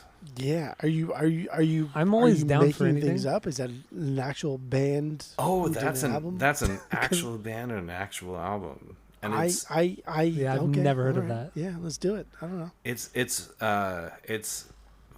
really hardcore. It's really okay.